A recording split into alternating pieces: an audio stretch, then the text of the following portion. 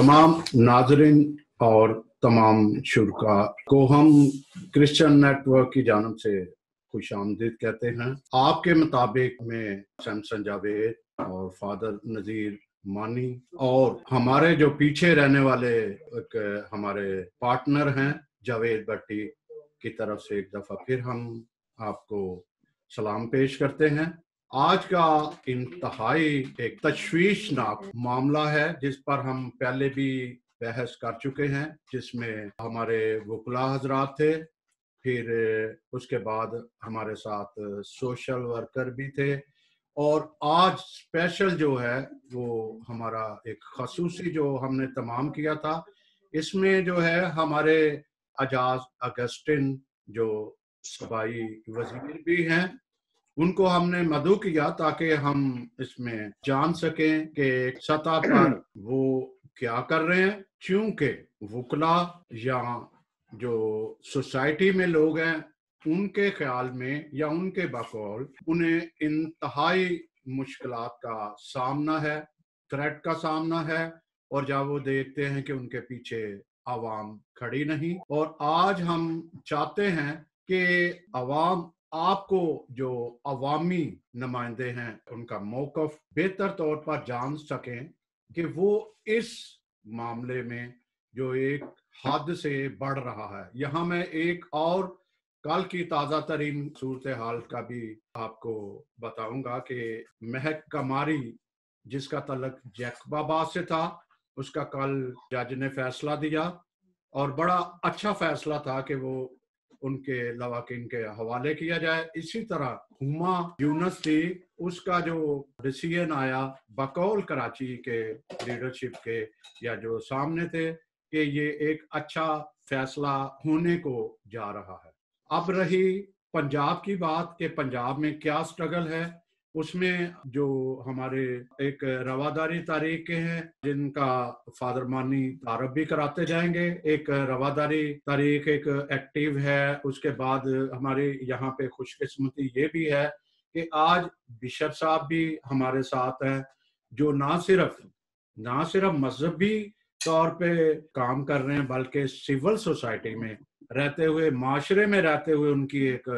बहुत लंबी स्ट्रगल है। और इसी तरह हमारे साथ प्रोफेसर साहब हैं, वो हमेशा तासब के लिए और बुनियाद जो है एक हमारा सिलेबस है उस सिलेबस पे काम करते हैं, अपनी सिफारिशात पेश करते हैं, उनकी खिदमात हैं। लेकिन असल में ये फादर मानी साहब ही आपका तफसीलन तारफ भी देंगे। तो मैं उनका अपने साथी मेज़बान हमारे हरदल अजीज फादर मानुएल नज़ीर मानी जो एक शायर भी हैं,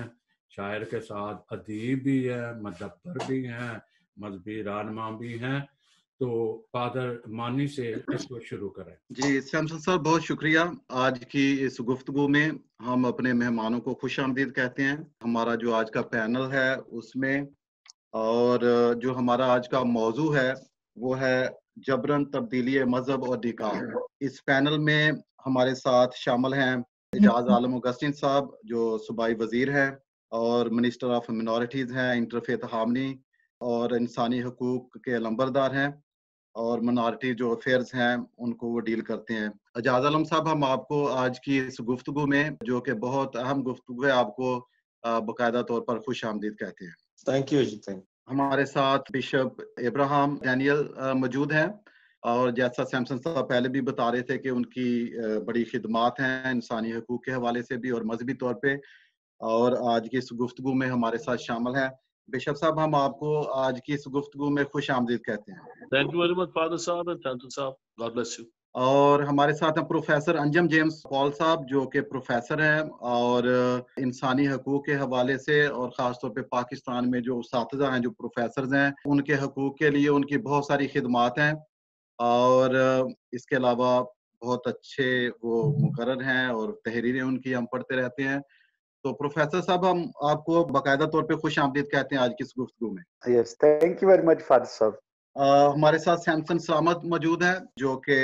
बानी हैं पाकिस्तान में, बानी रवादारी तहरीक जो है, اور یہ تحریک جو ہے یہ پورے پاکستان میں پھیل چکی ہے، جس میں تمام مذاہب کے لوگ جو ہے وہ بلا رنگ و نسل اس میں شامل ہیں۔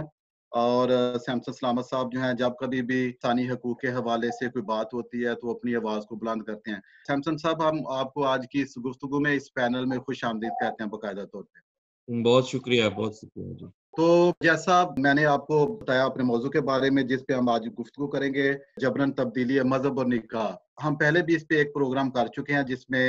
ہمارے ساتھ جو شرکا تھے انہوں نے اپنے اپنے حوالے سے جو تشویش ہے اس کا اظہار کیا، لیکن ہم نے مناسب جانا کہ ہم باقاعدہ طور پر ایک اور ایسا پروگرام رکھیں جس میں ہمارے ساتھ جو حکومتی نمائندے ہیں وہ بھی ہوں اور مذہبی نمائندے بھی ہوں، اور جو انسانی حقوق کے حوالے سے جو کچھ اس پہ ہو رہا ہے اس پہ ہم مزید غور و خوض کر سکیں۔ جب ہم دیکھتے ہیں پاکستان کی بات کرتے ہیں، آپ سب جانتے ہیں کہ ہم پاکستانی ہیں اور دل سے پاکستانی ہیں، پاکستان کو پیار کرتے ہیں۔ تحریک پاکستان میں، قیام پاکستان میں، استحکام پاکستان میں مسیحیوں نے بڑھ چڑھ کر حصہ لیا۔ یہ ملک ہمارا پیارا ملک پاکستان ہے جس کی بنیادوں میں ہمارا لہو شامل ہے۔ اور جب ہم دیکھتے ہیں بانی پاکستان کو، ان کا جو ویژن تھا پاکستان کے لیے، اور خاص طور پہ جو پاکستان میں بسنے والے لوگ ہوں گے جن میں اقلیتیں ہوں گی، انہوں نے کہا تھا کہ وہ بلا رنگ و نسل اور مذہب وہ آزاد ہوں گے اس ملک میں، اور خاص طور پہ اپنے مذہب کا پرچار کر سکیں گے۔ لیکن ہم دیکھتے ہیں کہ جیسے جیسے پاکستان آگے بڑھتا گیا، خاص طور پہ جو اقلیتیں ہیں انہیں مختلف طرح کے تعصبات کا سامنا کرنا پڑا۔ تو آج کی جو گفتگو ہے وہ اسی حوالے سے ہم دیکھیں گے کہ جو ہمارا موضوع ہے جس میں ہم خاص طور پہ جبرن تبدیلی مذہب اور نکاح کے جو واقعات جو آپ دیکھتے ہیں کہ خاص طور پہ پچھلے کوئی 4-5 سال سے بہت زیادہ واقعات رونما ہو رہے ہیں، اور سوشل میڈیا کے ذریعے ہمیں پتہ چلتا رہتا ہے ان کے بارے میں۔ تو آج ہم ان کے بارے میں گفتگو کریں گے۔ تو سب سے پہلے میں اعجاز عالم اگسٹین صاحب جو کہ صوبائی وزیر ہیں ان سے یہ سوال کروں گا کہ یہ جو جبرن تبدیلی مذہب اور نکاح کے واقعات جو رونما ہو رہے ہیں اور جن میں کافی تیزی آ رہی ہے، تو آپ کیا سمجھتے ہیں کہ اس کے کیا محرکات ہیں، اور آپ صوبائی وزیر ہیں اور آپ ان کو کس طرح دیکھتے ہیں؟ شکریہ فاضل صاحب۔ سب سے پہلی بات تو یہ ہے کہ آن گراؤنڈ ہمیں چیزوں کو دیکھنے کی بہت ضرورت ہے۔ سب سے پہلے تو یہ دیکھنے کی ضرورت ہے کہ جبری مذہب کے کیسز کون سے ہیں اور دوسرے جو لو میرج کیسز وہ کون سے۔ اصل میں ہو یہ رہا ہے کہ جو لڑکیاں بھی اپنی مرضی سے شادی کر لیتی ہیں اس کو بھی پھر یہی رنگ دے دیا جاتا ہے۔ میرے پاس ایک کیس کی مثال ہے، بس بہت سارے کیسز کی ایسی مثال ہے کہ جس میں ہم نے ایکشن لیا، اور ابھی بھی ایک جو مائنارٹی کی بچی ہے جس نے 4 ماہ پہلے مرضی سے شادی کر لی، اور پھر اس کے بعد ہم نے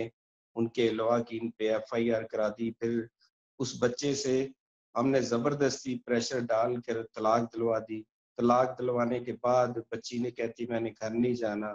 اس کو ہم نے دارالمان میں رکھا ہوا ہے، اور وہ لڑکی گھر جانے کو تیار نہیں ہے۔ تو مقصد کہنے کا یہ ہے کہ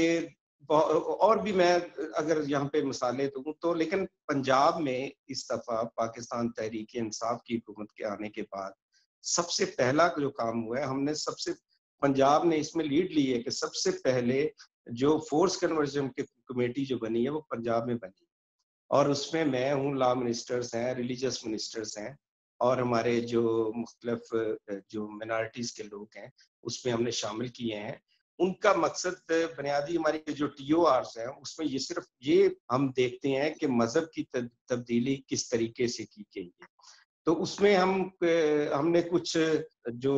مختلف پرپوزل لیے ہیں کچھ مذہبی لوگوں سے، کچھ کہ ہم کس طرح اس تبدیلی مذہب دیکھیں، پہلی تبدیلی مذہب کو کس طرح جو جبرن ہوتی ہے اس کو روکا جا سکے۔ تو سب سے پہلے دیکھیں، ہم مذاہب کے درمیان بیریئر نہیں لگا سکتے۔ اگر کوئی کسی مذہب سے متاثر ہو تو اس میں شامل ہونا چاہتا ہے تو 100 بسم اللہ۔ ہم صرف اس کے لیے چاہتے ہیں کہ اس طرح کی قانون سازی ہو کہ کوئی مذہب کو اپنے ذاتی مفاد کے لیے استعمال نہ کر سکے۔ اگر کوئی اسلام کی تعلیمات سے متاثر ہو کر اس میں جانا چاہتا ہے تو وہ جانا چاہے، اگر کوئی کرسچینٹی میں متاثر ہو کر آنا چاہے تو کوئی اس طرح کی. لیکن یہ جو ہم مذہب کو اس طریقے استعمال کرتے ہیں, یہ تھوڑی سی اس میں ہم نے اس کمیٹی میں ان چیزوں کو ہم دیکھ رہے ہیں کہ کس طرح ان کو روکا جا سکے. تو باقی بہت ساری جگہوں پہ خود بھی جا کر دیکھتے ہیں. اب دیکھیں اس میں بہت ساری چیزوں میں ایسے رول بھی ابھی جو چائنا میں بچیوں کی شادیاں یہاں پہ کی گئی ہیں, اس میں ہمارے بہت سے ایسے پادری صاحبان بھی تھے جنہوں نے بالکل یہ نہیں دیکھا کہ جو لڑکا ہے وہ کس اس کا مذہب سے تعلق ہے, انہوں نے صرف نکاح کروانے کی بات کی. تو یہ میں سمجھتا ہوں کہ بینگ اے سوسائٹی جہاں جہاں ہم ہیں, ہمیں سب کو ہی اپنے کردار ادا کرنے کی ضرورت ہے. اسٹیٹ کی اپنی جگہ ذمہ داری ضرور ہے, لیکن سوسائٹی, سول سوسائٹی کے لوگوں کو, تمام مذہبی لیڈروں کو, تمام لوگوں کو اس میں اپنا کردار ادا کرنے کی ضرورت ہے. جیسا آپ نے بتایا کہ جو پاکستان میں خاص طور پہ ہم دیکھتے ہیں کہ آزادی ہونی چاہیے, کہ اگر کوئی کسی مذہب سے متاثر ہوتا ہے تو آزاد مرضی ہونی چاہیے انسان کی کہ اگر وہ کچھ تبدیل کرنا چاہتا ہے اس میں کوئی بات نہیں. لیکن ہم دیکھتے ہیں کہ بنیادی طور پر جو بہت سارے واقعات رونما ہو رہے ہیں اس میں انسان کی کوئی آزادی نہیں ہوتی, اور خاص طور پہ جو انڈر ایج لڑکیاں ہیں ان کو جو ان کے اغوا کے واقعات ہیں وہ ہیں, اس میں بہت سارے جو ہائی لائٹ بھی ہو چکے ہیں. تو اس کے بارے میں آپ یہ بتائیے کہ یہ جو قانون جو ہے, یہ جو بل بھی تھا جو پاس ہوا, تو اس کی امپلیمنٹیشن جو ہے وہ ابھی کیسے ہو رہی ہے, اس کو ہم کیسے دیکھ سکتے ہیں؟ پہلی بات ہے فلسفہ کہ اس سے پہلے جو کوئی یونیفارم پالیسی نہیں تھی, کہ ہر صوبے کی اپنی اپنی پالیسی تھی. کوئی کہیں پہ 15 سال کی عمر کی شادی کی, کہیں پہ 16 کی تھی. تو ابھی یہ سب سے پہلے سٹارٹ یہ سندھ میں ہوا ہے. سندھ میں 18 سال کی جو بچی کی شادی, اب وہاں پہ یہ کرتے ہیں کہ پنجاب میں کیونکہ اب ہم نے بل پاس کیا ہے اس میں 18 سال کی, تو پہلے یہ ہوتا یہ تھا کہ وہاں سندھ سے لڑکیاں لا کر رحیم یار خان کے قریب آ کر نکاح کر لیے جاتے تھے قانون سے بچنے کے لیے. تو ابھی پنجاب میں بھی یہ, اور ابھی ایک یونیفارم پالیسی بن چکی ہے فیڈرل لیول پہ بھی کہ 18 سال سے کم عمر کی شادی نہیں ہو سکے گی. سب سے پہلی تو بنیادی بات یہی ہے کہ یہ اس سے پہلے بھی ہو جانا چاہیے تھا کہ پورے پاکستان میں ایک یونیفارم پالیسی ہوتی کہ 18 سال کی عمر رکھی جاتی. اور دوسری بات یہ ہے کہ ابھی بھی جو اس پہ لیجسلیشن آئی ہے پنجاب اسمبلی میں, وہ اسی طرح سے ہم یہ کوشش یہ کر رہے ہیں کہ کم از کم جو بھی بچی شادی کرنا چاہتی ہے, اگر وہ اپنی پسند سے بھی کرنا چاہتی ہے, تو کم سے کم اس کے لیے دوسرے مذاہب میں جانے کے لیے ایک ٹائم فریم رکھنا چاہیے, ٹھیک ہے, تاکہ کم از کم اس کے 2 ماہ ہو سکتے ہیں, 3 ماہ ہو سکتے ہیں, کم از کم اس ٹائم فریم میں اس مذہب کی وہ اچھی طرح مطالعہ کر لے. اب صورتحال یہ ہے کہ جو بھی بچیاں یا بچے اگر کسی دوسرے مذہب میں شامل ہوتے ہیں شادی کے لیے, تو ان کو پوری طرح اس مذہب کی تعلیمات کے بارے میں نہیں پتہ ہوتا. تو یہ بالکل ٹھیک ہے, اس کے بارے میں کافی زیادہ اور بھی لیجسلیشن کی ضرورت ہے. لیکن بات یہ ہے کہ قانون ہمیشہ موجود ہوتے ہیں اور بنتے بھی رہتے ہیں. جو کرمنل ایکٹ شروع ہوا تھا وہ سندھ سے ہوا تھا, اور سندھ میں کچھ 2-4 لوگ ایسے ہیں, مطلب کہ ایک کوئی میاں مٹھو صاحب تھے جنہوں نے ہزاروں کی تعداد میں وہاں پہ اس طرح کا کام شروع کیا تھا. اور وہاں پہ کیونکہ وہ سندھ حکومت کے اس پارٹی کا MN تھا, اور اس پر کسی نے پھر اس کے بارے میں اس کو پکڑا نہیں گیا, اس پہ ہاتھ نہیں ڈالا گیا, اور پھر وہ شخص پاکستان تحریک انصاف میں شامل ہو گیا. پھر ہم لوگوں نے بہت زیادہ احتجاج کیا, ہم نے کہا اس شخص کو, ایسے شخص کو ہماری پارٹی میں نہیں آنا چاہیے. تو وہ اس کو خیر ہماری پارٹی نے اس کو دیکھتے ہوئے اس کو بالکل ہی جو ہے نا اس پارٹی سے. تو ایسے لوگ ہیں جنہوں نے اسپیشلی سندھ میں ہماری جو ہندو کمیونٹی کے لوگ ہیں ان کے ساتھ ایک قسم کا یہ کاروبار بنایا ہوا. ابھی اگر میڈم شنیلا ہوتی تو وہ آپ کو بتاتی کہ فیڈرل نے بھی اس پر ایک بہت زبردست قسم کی ایک کمیٹی بنا دی ہوئی ہے. ابھی میں پروفیسر انجم جیمز پال جو ہیں ان کی طرف بڑھوں گا. انجم صاحب, آپ کیا دیکھتے ہیں کہ جو فورس کنورژن ہے اور جس کے واقعات ہم سب جانتے ہیں, آئے دن ہمیں ملتے ہیں, ہمیں بہت دکھ ہوتا ہے, تکلیف ہوتی ہے جب ہم ان واقعات کو دیکھتے ہیں کہ کس طرح فیملی جو ہے وہ سفر کرتی ہیں. تو آپ کیا سمجھتے ہیں کہ اس کے کیا محرکات ہیں اور ان کے کیا اثرات ہیں سماج پہ؟ دیکھیں, جب ہم فورسڈ کنورژن کی بات کرتے ہیں تو فورسڈ کنورژن وہی ہے جب کسی کی مرضی کے خلاف جو ہے یہ سارا کچھ کیا جائے. جہاں تک پاکستان کا تعلق ہے, ہاں فورسڈ کنورژن جو ہے اس کی سب سے بڑی وجہ یہ ہے کہ جو ہماری بہت ساری جو اکثر بچیاں ہیں وہ کم سن بچیاں ہیں, اور جو پیڈوفائلز جو ہیں وہ مذہب کی آڑ لے کر جو ہے، کیونکہ ایک طرف چائلڈ میرج ریسٹرینٹ ایکٹ بنا ہوا ہے، اور چائلڈ میرج ریسٹرینٹ ایکٹ جو ہے اس کا بنیادی مقصد یہی ہے کہ بچی کی یا بچے کی شادی جب تک وہ بالغ نہیں ہو جاتے اس وقت تک ان کی شادی نہیں ہو سکتی۔ افسوس سے کہنا پڑتا ہے کہ پاکستان کا جو آئین ہے یہ ابھی تک بچے کی عمر کا تعین ہی نہیں کر سکا۔ مثلا آئین کے آرٹیکل اگر 11 کو دیکھا جائے تو اس میں جو لیبر ہے اس میں یہ کہا گیا ہے کہ 14 سال سے کم عمر کے بچے سے لیبر نہیں لینا چاہیے۔ آئین کا آرٹیکل 25 جو ہے 25 جو ہے وہ کہتا ہے کہ 5 سے لے کر 16 سال تک جو ہے یہ کمپلسری ایجوکیشن ہے، حتیٰ کہ 16 سال کا بھی جو ہے وہ انڈر ایج ہے، لیکن آپ کا جو شناختی کارڈ بنتا ہے ایک بچہ جو ہے اس کی لیگیلٹی جو ہے ایڈلٹہڈ کی وہ 18 سال تک ہوتی ہے۔ تو سب سے پہلے تو ضروری ہے کہ آئین کے آرٹیکل 11 اور 25A جو ہے اس میں امینڈمنٹ کی جائے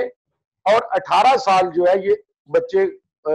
یہ عمر کا جو تعین ہے یہ کیا جا سکے۔ اور جہاں تک ظاہر ہے کہ فورسڈ کنورژن کو جب ہم لیتے ہیں تو جب آپ مثلا آپ ٹیکسٹ بکس کو اگر آپ دیکھ لیں، پاکستان کے تعلیمی نظام کو اگر آپ دیکھ لیں تو ایک طرف تو آئین کا article 20 freedom of religion and belief کی بات کرتا ہے، آئین کا آرٹیکل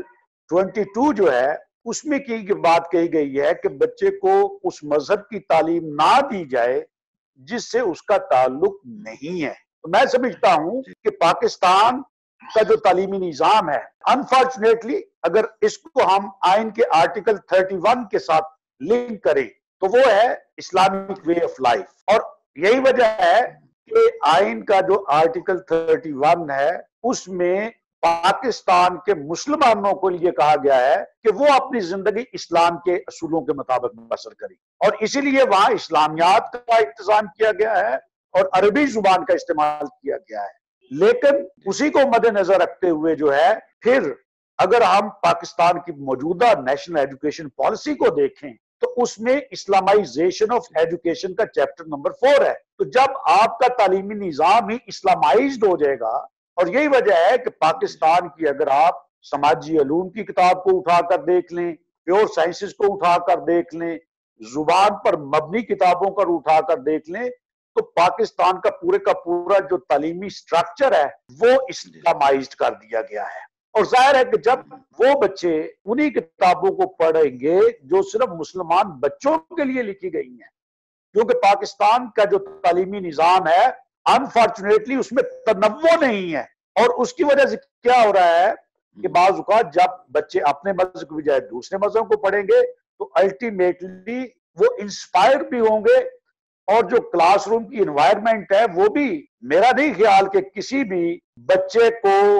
یا کسی بھی غیر مسلم کو یہ نہ دعوت دی ہو کہ وہ اپنا مذہب تبدیل کر لے۔ پاکستان کے آئین کے آرٹیکل 19 جو ہے جو کہ بنیادی انسانی حقوق میں ہے اس میں بھی صرف ایک مذہب کو پروٹیکٹ کیا گیا ہے۔ تو لہٰذا ضرورت یہ ہے کہ جب آپ دوسرے مذاہب کے لیے راہ مسدود کر دیں گے اور ایک مذہب جو ہے اس کو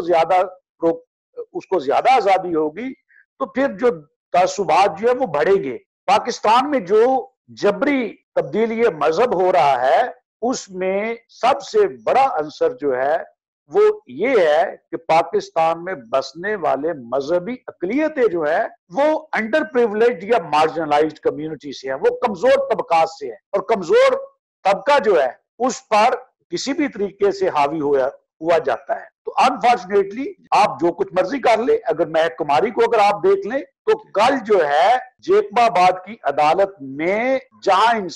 منصف نے انصاف دینا تھا وہاں انصاف کا قتل کیا گیا ہے۔ پاکستان کی جو عدالتیں ہیں بدقسمتی سے انہوں نے دوہرے رویے اور دوہرے معیار اختیار کیے ہوئے ہیں۔ جب معاملہ غیر مسلم بچی کا ہوتا ہے، ہندو بچی کا ہو یا کسی کرسچن بچی کا ہوتا ہے، تو عدالتیں وہ سٹینڈرڈ نہیں اپناتی۔ چائلڈ میرج ریسٹرینٹ ایکٹ جو ہے وہ سب کے لیے برابر ہونا چاہیے، لیکن اگر ایک مسلمان بچی 12 13 14 15 16 سال تک بھی شادی کرتی ہے تو نکاح خواہ بھی گرفتار کر لیا جاتا ہے۔ لیکن کیونکہ یہاں جو اغوا کیا جاتا ہے اغوا کے فوراً بعد جو کام کیا جاتا ہے وہ تبدیلی مذہب کا سہارا لیا جاتا ہے، اور جو محبت ہے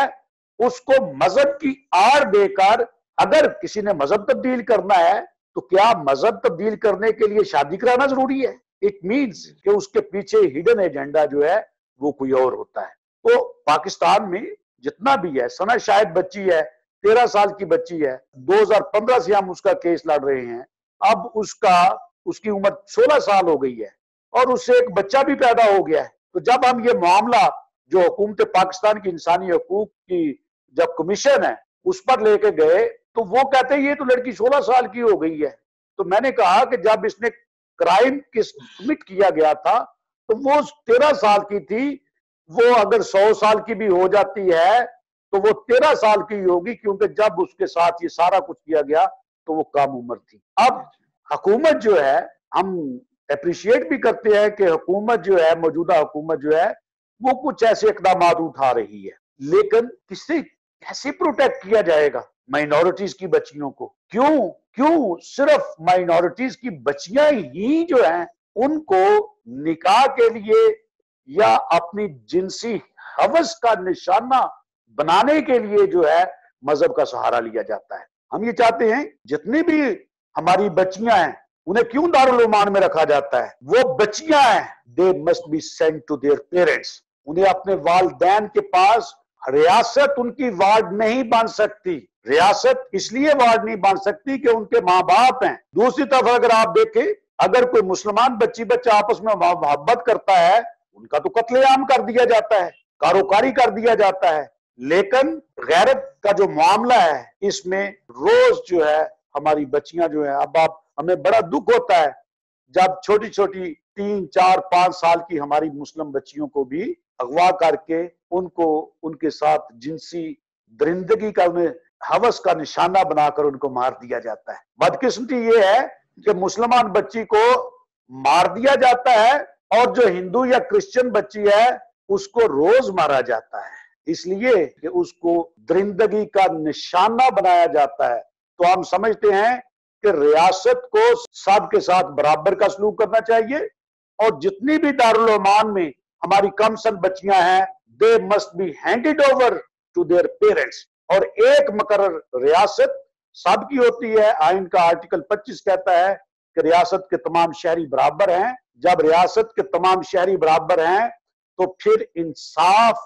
میں بے انصافی جو ہے وہ کیوں ہے؟ جی پروفیسر صاحب تھینک یو۔ میں ذرا آپ کو انٹرپٹ کروں گا، میں آپ کی طرح دوبارہ آؤں گا، اسی بات کو پھر ہم دوبارہ جاری رکھیں گے جو آپ نے نکات جو ہے وہ شروع کیے۔ بشپ ابراہم ہمارے ساتھ ہیں۔ بشپ صاحب آپ کیا سمجھتے ہیں کہ جو واقعات جن میں بہت زیادہ تیزی آئی ہے اور یہ بڑے افسوسناک واقعہ ہیں جن میں انڈر ایج بچیاں ہیں جن کو اغوا کر لیا جاتا ہے، کہا جاتا ہے کہ اس نے خود مذہب جو ہے وہ قبول کیا، یہ ہم کیسے سمجھ سکتے ہیں کہ ایک بچی جو ہے چھوٹی ہے جو ابھی فیصلہ نہیں کر سکتی اپنے کسی اچھے برے کا، وہ کس طرح اتنا بڑا فیصلہ کر سکتی ہے کہ وہ اپنے مذہب کو اس نے چھوڑ دیا ہے؟ تو آپ کیا سمجھتے ہیں کہ اس میں کہاں پہ کمی ہے؟ کیا جو والدین ہیں ان کی پرورش بچوں کی جو کر رہے ہیں اس میں کہیں کمی ہے، یا کہ معاشرے میں فالٹ ہے؟ تو آپ کیا سمجھتے ہیں کہ اس کے جو آپ جانتے ہیں کہ سماجی اثرات بہت زیادہ برے ہیں پاکستان میں، ایسے لگتا ہے کہ جیسے کوئی تحفظ نہیں خاص طور پہ اقلیتوں کو، تو آپ اس کو کس طرح دیکھتے ہیں؟ بہت شکریہ فادر صاحب، میں شکر گزار ہوں کہ اس اہم مسئلے کی جانب جو ہماری نسلوں کا مسئلہ ہے اور ہماری قوم کا، ہمارے مستقبل کا مسئلہ ہے، آپ نے اس ایشو کو اٹھایا۔ منسٹر صاحب نے اور پروفیسر صاحب نے بڑے اچھے دلائل کے ساتھ اس کو بیان کیا، اور میں سمجھتا ہوں کہ اس حکومت میں جو ایک یونیفارمٹی اس پالیسی میں لائی جا رہی ہے چاروں پروونسز میں، that is going to give good results. جو آپ نے اس کی نشاندہی کرنے کے لیے کہا ہے، سب سے پہلے میں توجہ دلانا چاہوں گا کہ ہمارا بچوں کا جو دینی تعلیم کا سسٹم ہے وہ چرچز میں اتنا مضبوط نہیں جتنا ہونا چاہیے۔ ہمیں سب سے پہلے اپنی کمیوں کا اعتراف کرنا پڑے گا۔ اس میں تفریق، ہم ڈینومینیشنز، تمام ڈینومینیشنز میں میں یہ سمجھتا ہوں کہ جتنی توجہ دی جانی چاہیے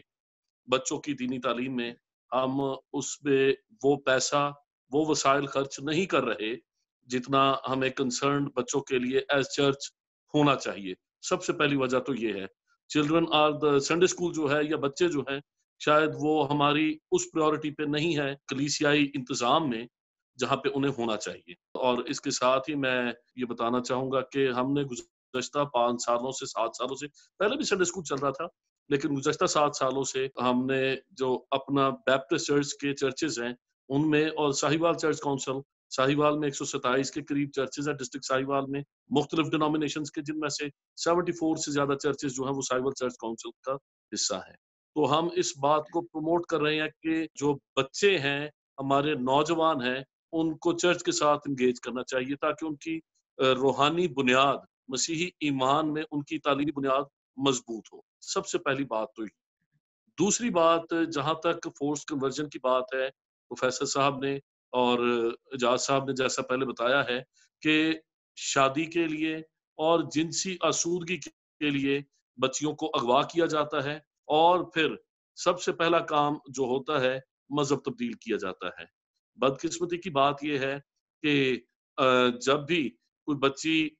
مذہب تبدیل کرتی ہے، کرسچن لڑکی ہو یا ہندو، وہ اسلام قبول کرنے کے فوراً بعد یا مذہب تبدیل کرنے کے فوراً بعد وہ پہلا کام کرتی ہے کہ وہ نکاح کرتی ہے۔ یعنی یہ کتنی عجیب بات لگتی ہے۔ آج سے چند سال پہلے ساہیوال میں ہماری جو بین المذہب ہم آہنگی کمیشن ہے، اس میں سید ضیاء اللہ شاہ بخاری صاحب اور ہمارے دوست شیخ اجاز صاحب ہیں، ہمارے پریسبیٹیرین چرچ سے ایلڈر صاحبان، پادری صاحبان ہیں، مختلف لوگوں نے، ہم نے مل کے اس بات پر غور کیا، اور ساہیوال میں اس پریکٹس کو ہم نے کافی حد تک کنٹرول کرنے کی کوشش کی۔ بہت سے مسلمان علماء کرام نے جو اسلام قبول کرتے ہی یہ کہتے کہ جی اب ہمارا نکاح پڑے، انہوں نے ایسی باتوں کی حوصلہ شکنی کی۔ اس کی بہت سی مثالیں ہمارے پاس موجود ہیں، اگر آپ کسی وقت اجازت دیں گے تو آپ کو بہت سے ایسے واقعات میں گنوا سکتا ہوں۔ ابھی چند ماہ پہلے کی بات ہے، جاز اگسٹین صاحب ہمارے منسٹر صاحب یہاں پر موجود ہیں، ساہیوال میں ایک لڑکی جس کو اغوا کیا گیا، اور ہماری یہاں پہ بڑی ایفیشینٹ ٹیم ہے جو منسٹری آف ہیومن رائٹس کے کوآرڈینیٹرز ہیں،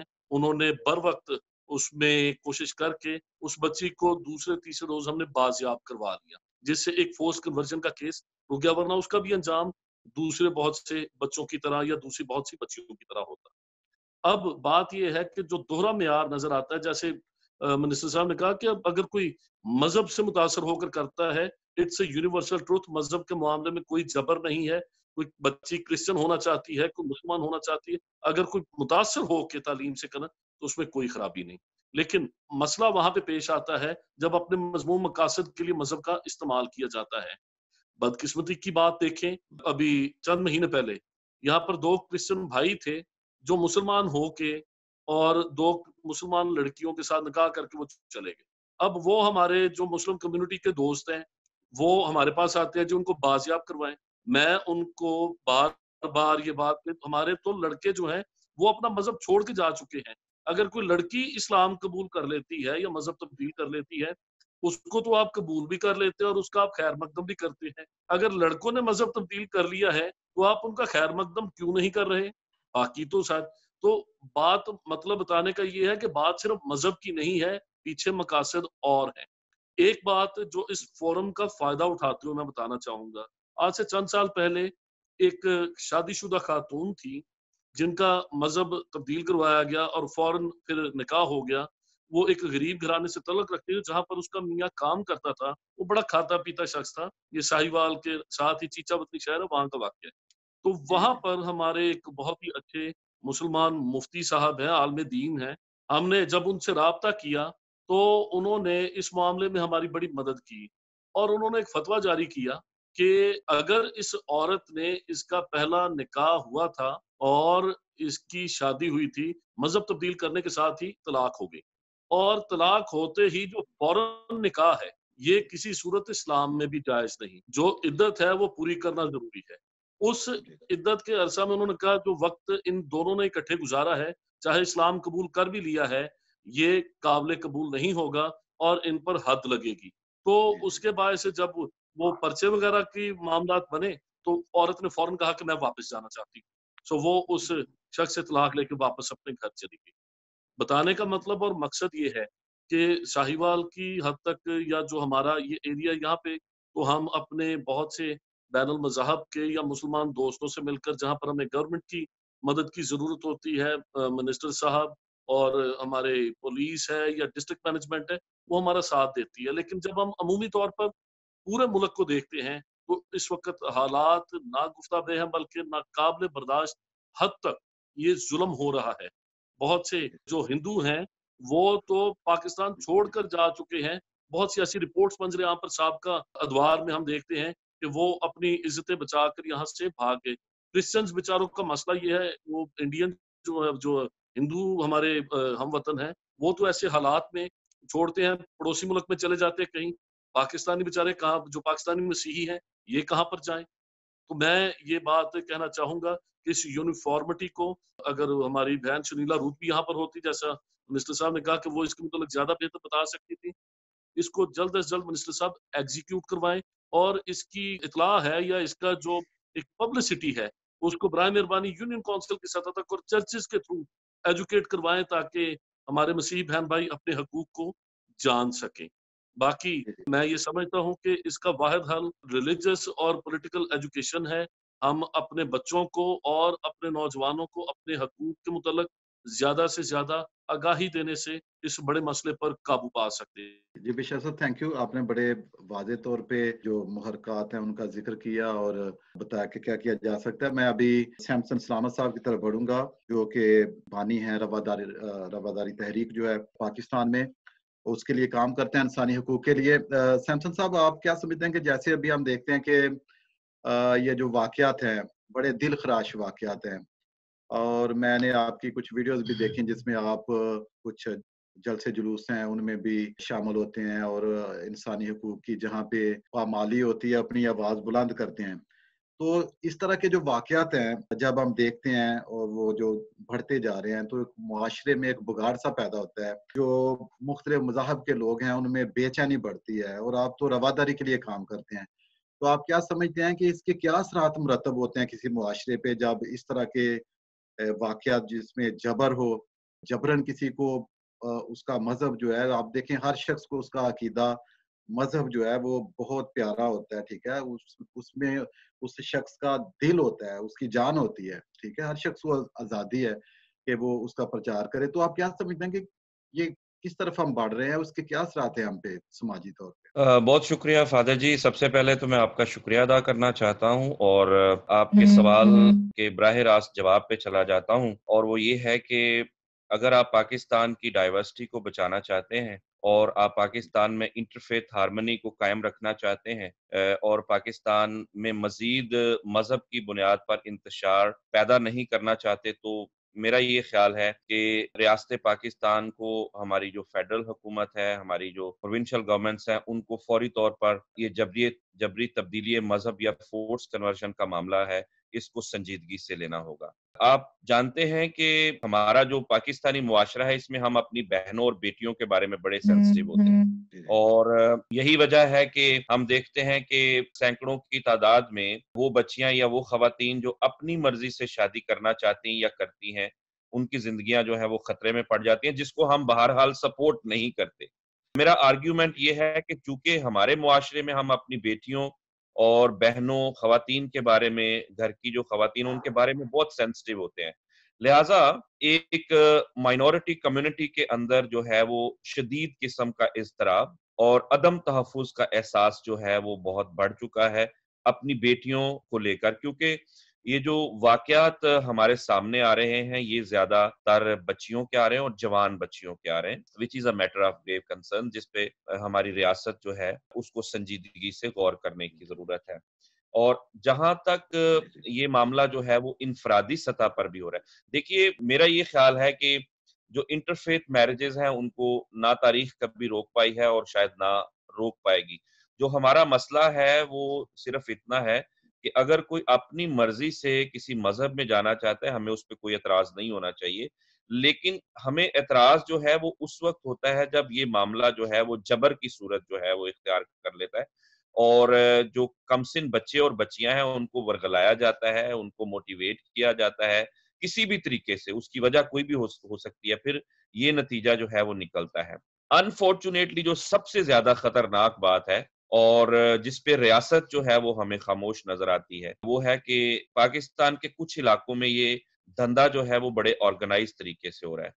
میں آپ کو بتانا چاہتا ہوں کہ سندھ کے اندر 3 درگاہیں ہیں جو آرگنائز طریقے سے اس دھندے میں ملوث ہیں، اور چونکہ منسٹر صاحب جو ہے وہ اس وقت لائن پہ ہیں، میں ان کو یہ بات سنوانا چاہتا ہوں تاکہ وہ اپنی وفاقی حکومت سے بات کریں کہ اس مسئلے پر جو ہے وہ سیریس ایکشن لینے کی ضرورت ہے۔ اگر آپ پنجاب سے سندھ میں داخل ہو تو پہلا ضلع جو ہے وہ گھوٹکی آتا ہے، اور اگر آپ فورس کنورژن کے اعداد و شمار دیکھیں تو بہت بڑی تعداد فورس کنورژن کے کیسز کی ضلع گھوٹکی میں سامنے آ رہی ہے، اور گھوٹکی میں برچونڈی شریف کی درگاہ ہے جس کا گادی نشین ہے وہ پیر میاں مٹھو ہے، اور میاں مٹھو جو ہے یہ سندھ میں سب سے زیادہ جو ہے وہ آرگنائزڈ ریکٹ چلا رہا ہے فورس کنورژن کا۔ آپ کو یاد ہوگا کہ جب رینا اور روینہ کا کیس سامنے آیا تھا، رینا اور روینہ دونوں بہنیں ہیں اور یہ ان کا تعلق بھی گھوٹکی سے ہے، تو شروع میں میاں مٹھو نے کہا کہ میرا تو اس کیس سے کوئی تعلق نہیں ہے،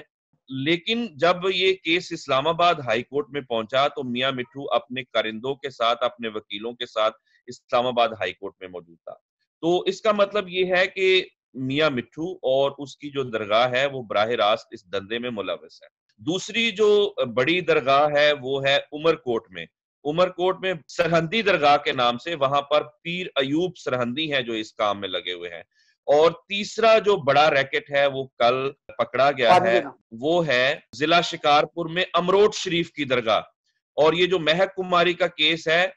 میں سمجھتا ہوں کہ یہ بہت زبردست ایک ڈیولپمنٹ ہوئی ہے۔ مہک کماری کو فوری طور پر اپنے والدین کے حوالے تو نہیں کیا گیا which is very unfortunate، لیکن اس میں ایک اچھا کام یہ ہوا ہے کہ عدالت نے آرڈر کیا کہ جس نکاح خواہ نے نکاح پڑھایا ہے اور جس لڑکے کے ساتھ نکاح کیا گیا ہے، دونوں کے خلاف پرچہ جو ہے وہ درج کیا جائے، اور پرچہ جو ہے وہ درج ہو چکا ہے کل کا۔ اور اگلا مطالبہ ہم یہ کہہ رہے ہیں کہ اس نکاح خان کو، اس مولوی کو جو ہے وہ گرفتار بھی کیا جائے۔ تو جہاں پر انڈیویجول سطح پر یہ کیسز ہو رہے ہیں، وہاں پر ایک آرگنائزڈ قسم کا ریکٹ جو ہے اس سارے دھندے میں ملوث ہے، جو ثواب کی خاطر اور مذہب کی خدمت کا جذبہ لے کر جو ہے وہ یہ کام کرنے میں مصروف ہے۔ یہی وجہ ہے کہ آپ نے دیکھا کہ مہک کماری کیس میں بھی عدالت میں جو ہے وہ مولویوں کی بہت بڑی تعداد جو ہے وہ جمع ہو جاتی تھی، جنہوں نے باقاعدہ عدالت کو ڈرایا دھمکایا بھی ہے اور انفلوئنس کرنے کی کوشش کی ہے اپنی مرضی کا فیصلہ لینے کے لیے۔ جہاں تک رہی بات کہ اس معاملے کو ڈیل کیسے کرنا ہے، مجھے نہیں لگتا کہ ابھی تک پاکستان میں کوئی یونیفارم پالیسی آئی ہے۔ سندھ میں چائلڈ میرج ریسٹرینٹ ایکٹ جو ہے وہ موجود ہے، لیکن ادروائز جو ہے وہ ایک تنازع جو ہے وہ کھڑا ہے بچوں کی شادی کی عمر کو لے کر۔ تو میرا یہ خیال ہے کہ کمیٹیاں بنانا ٹھیک ہے، ہو سکتا ہے اس کے کوئی اثرات ہوں جیسے منسٹر صاحب نے کہا ہے، لیکن مجھے یہ لگتا ہے کہ جو پہلا سٹیپ ہے وہ لیجسلیشن ہے۔ فورس کنورژن کو روکنے کے لیے جو ارلی چائلڈ میرج ہے اس پہ بھی قانون سازی جو ہے وہ ضروری ہے۔ ایک بہت اچھا کام جو ہے وہ ڈاکٹر رامیش کمار نے کیا، جو ایم این اے ہے پاکستان تحریک انصاف کے، انہوں نے ایک قومی اسمبلی میں ایک بل ٹیبل کیا، لیکن ابھی تک وہ بل جو ہے اس پہ کوئی پیش رفت نظر نہیں ہے۔ میرا یہ خیال ہے کہ جیسے ابھی ہم نے دیکھا کہ مہک کماری میں چونکہ چائلڈ میرج ریسٹرینٹ ایکٹ موجود تھا، تو عدالت نے جو ہے وہ ایف آئی آر کا آرڈر کر دیا ہے مولوی کے خلاف۔ تو اگر پورے پاکستان میں اس طرح کا کوئی قانون ہوگا اور ہمارے پاس کوئی لا ہوگا، تو وہ لا جو ہے وہ بیسس بنے گی اس کو روکنے کے لیے۔ میں سمجھتا ہوں کہ اس کی امپلیمنٹیشن جو ہے وہ کافی مشکل ہوگی، آسان نہیں ہوگی، اور شاید ہمیں کافی لمبا عرصہ چاہیے ہوگا اس کی ایفیکٹو امپلیمنٹیشن کو انشور کرنے کے لیے۔ لیکن پھر بھی جو پہلا سٹیپ ہوتا ہے وہ لا ہوتا ہے۔ پاکستان میں ارلی چائلڈ میرج کو روکنے کے لیے اور فورس کنورژن کو روکنے کے لیے کوئی لا نہیں ہے، اور اس پہ آرگیومنٹ جو ہے وہ بہت سیدھا ہے۔ ہم کسی کی مرضی سے اگر کوئی شادی کرنا چاہتا ہے، کسی سے بھی کرنا چاہتا ہے، ہم اس کو نہیں روک سکتے، لیکن زبردستی کو روکا جا سکتا ہے۔ روکا اسی طرح سے جا سکتا ہے کہ جیسے کوئی نوجوان اگر وہ 15 سال کا ہے، 16 سال کا ہے، اگر وہ موٹر سائیکل چلاتا ہے یا گاڑی چلاتا ہے موٹر وے پر، تو اگر وہ پکڑا جاتا ہے تو اس کو سیدھا جو ہے وہ چالان ہو جاتا ہے۔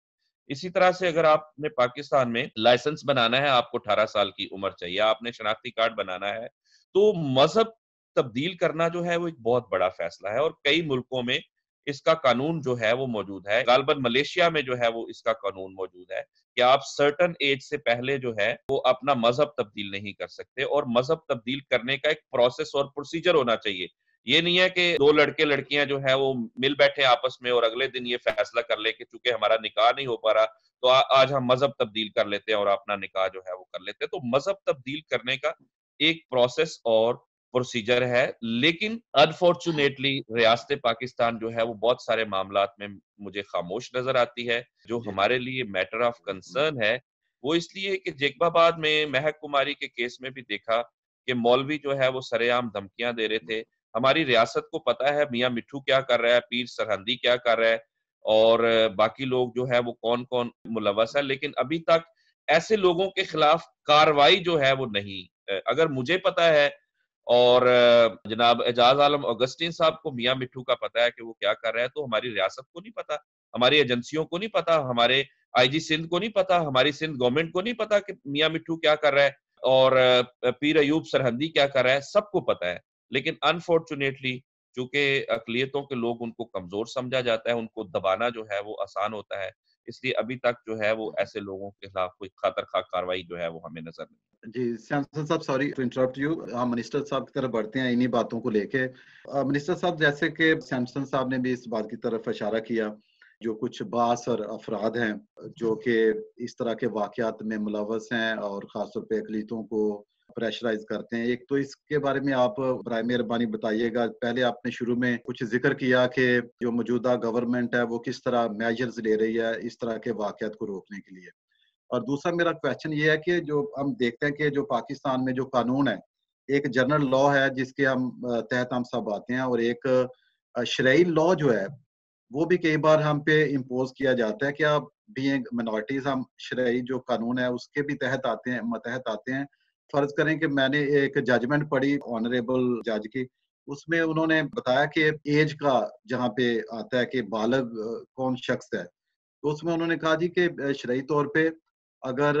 ایک لڑکی جو ہے اس کو فرسٹ مینسٹریشن ہو جاتا ہے تو وہ بالغ ہے. تو آپ دیکھیں یہ تو کوئی شرعی طور پہ اس کی تعریف ہو گئی, لیکن وہ تو کوئی بھی ایج ہو سکتی ہے, اس میں ارلی ایج بھی ہو سکتی ہے. تو ہم کس طرح اس چیز کو ڈیفینڈ کریں گے اپنے لیے جو منارٹیز ہیں, خاص طور پہ جو کرسچن جو ہیں ان کے لیے؟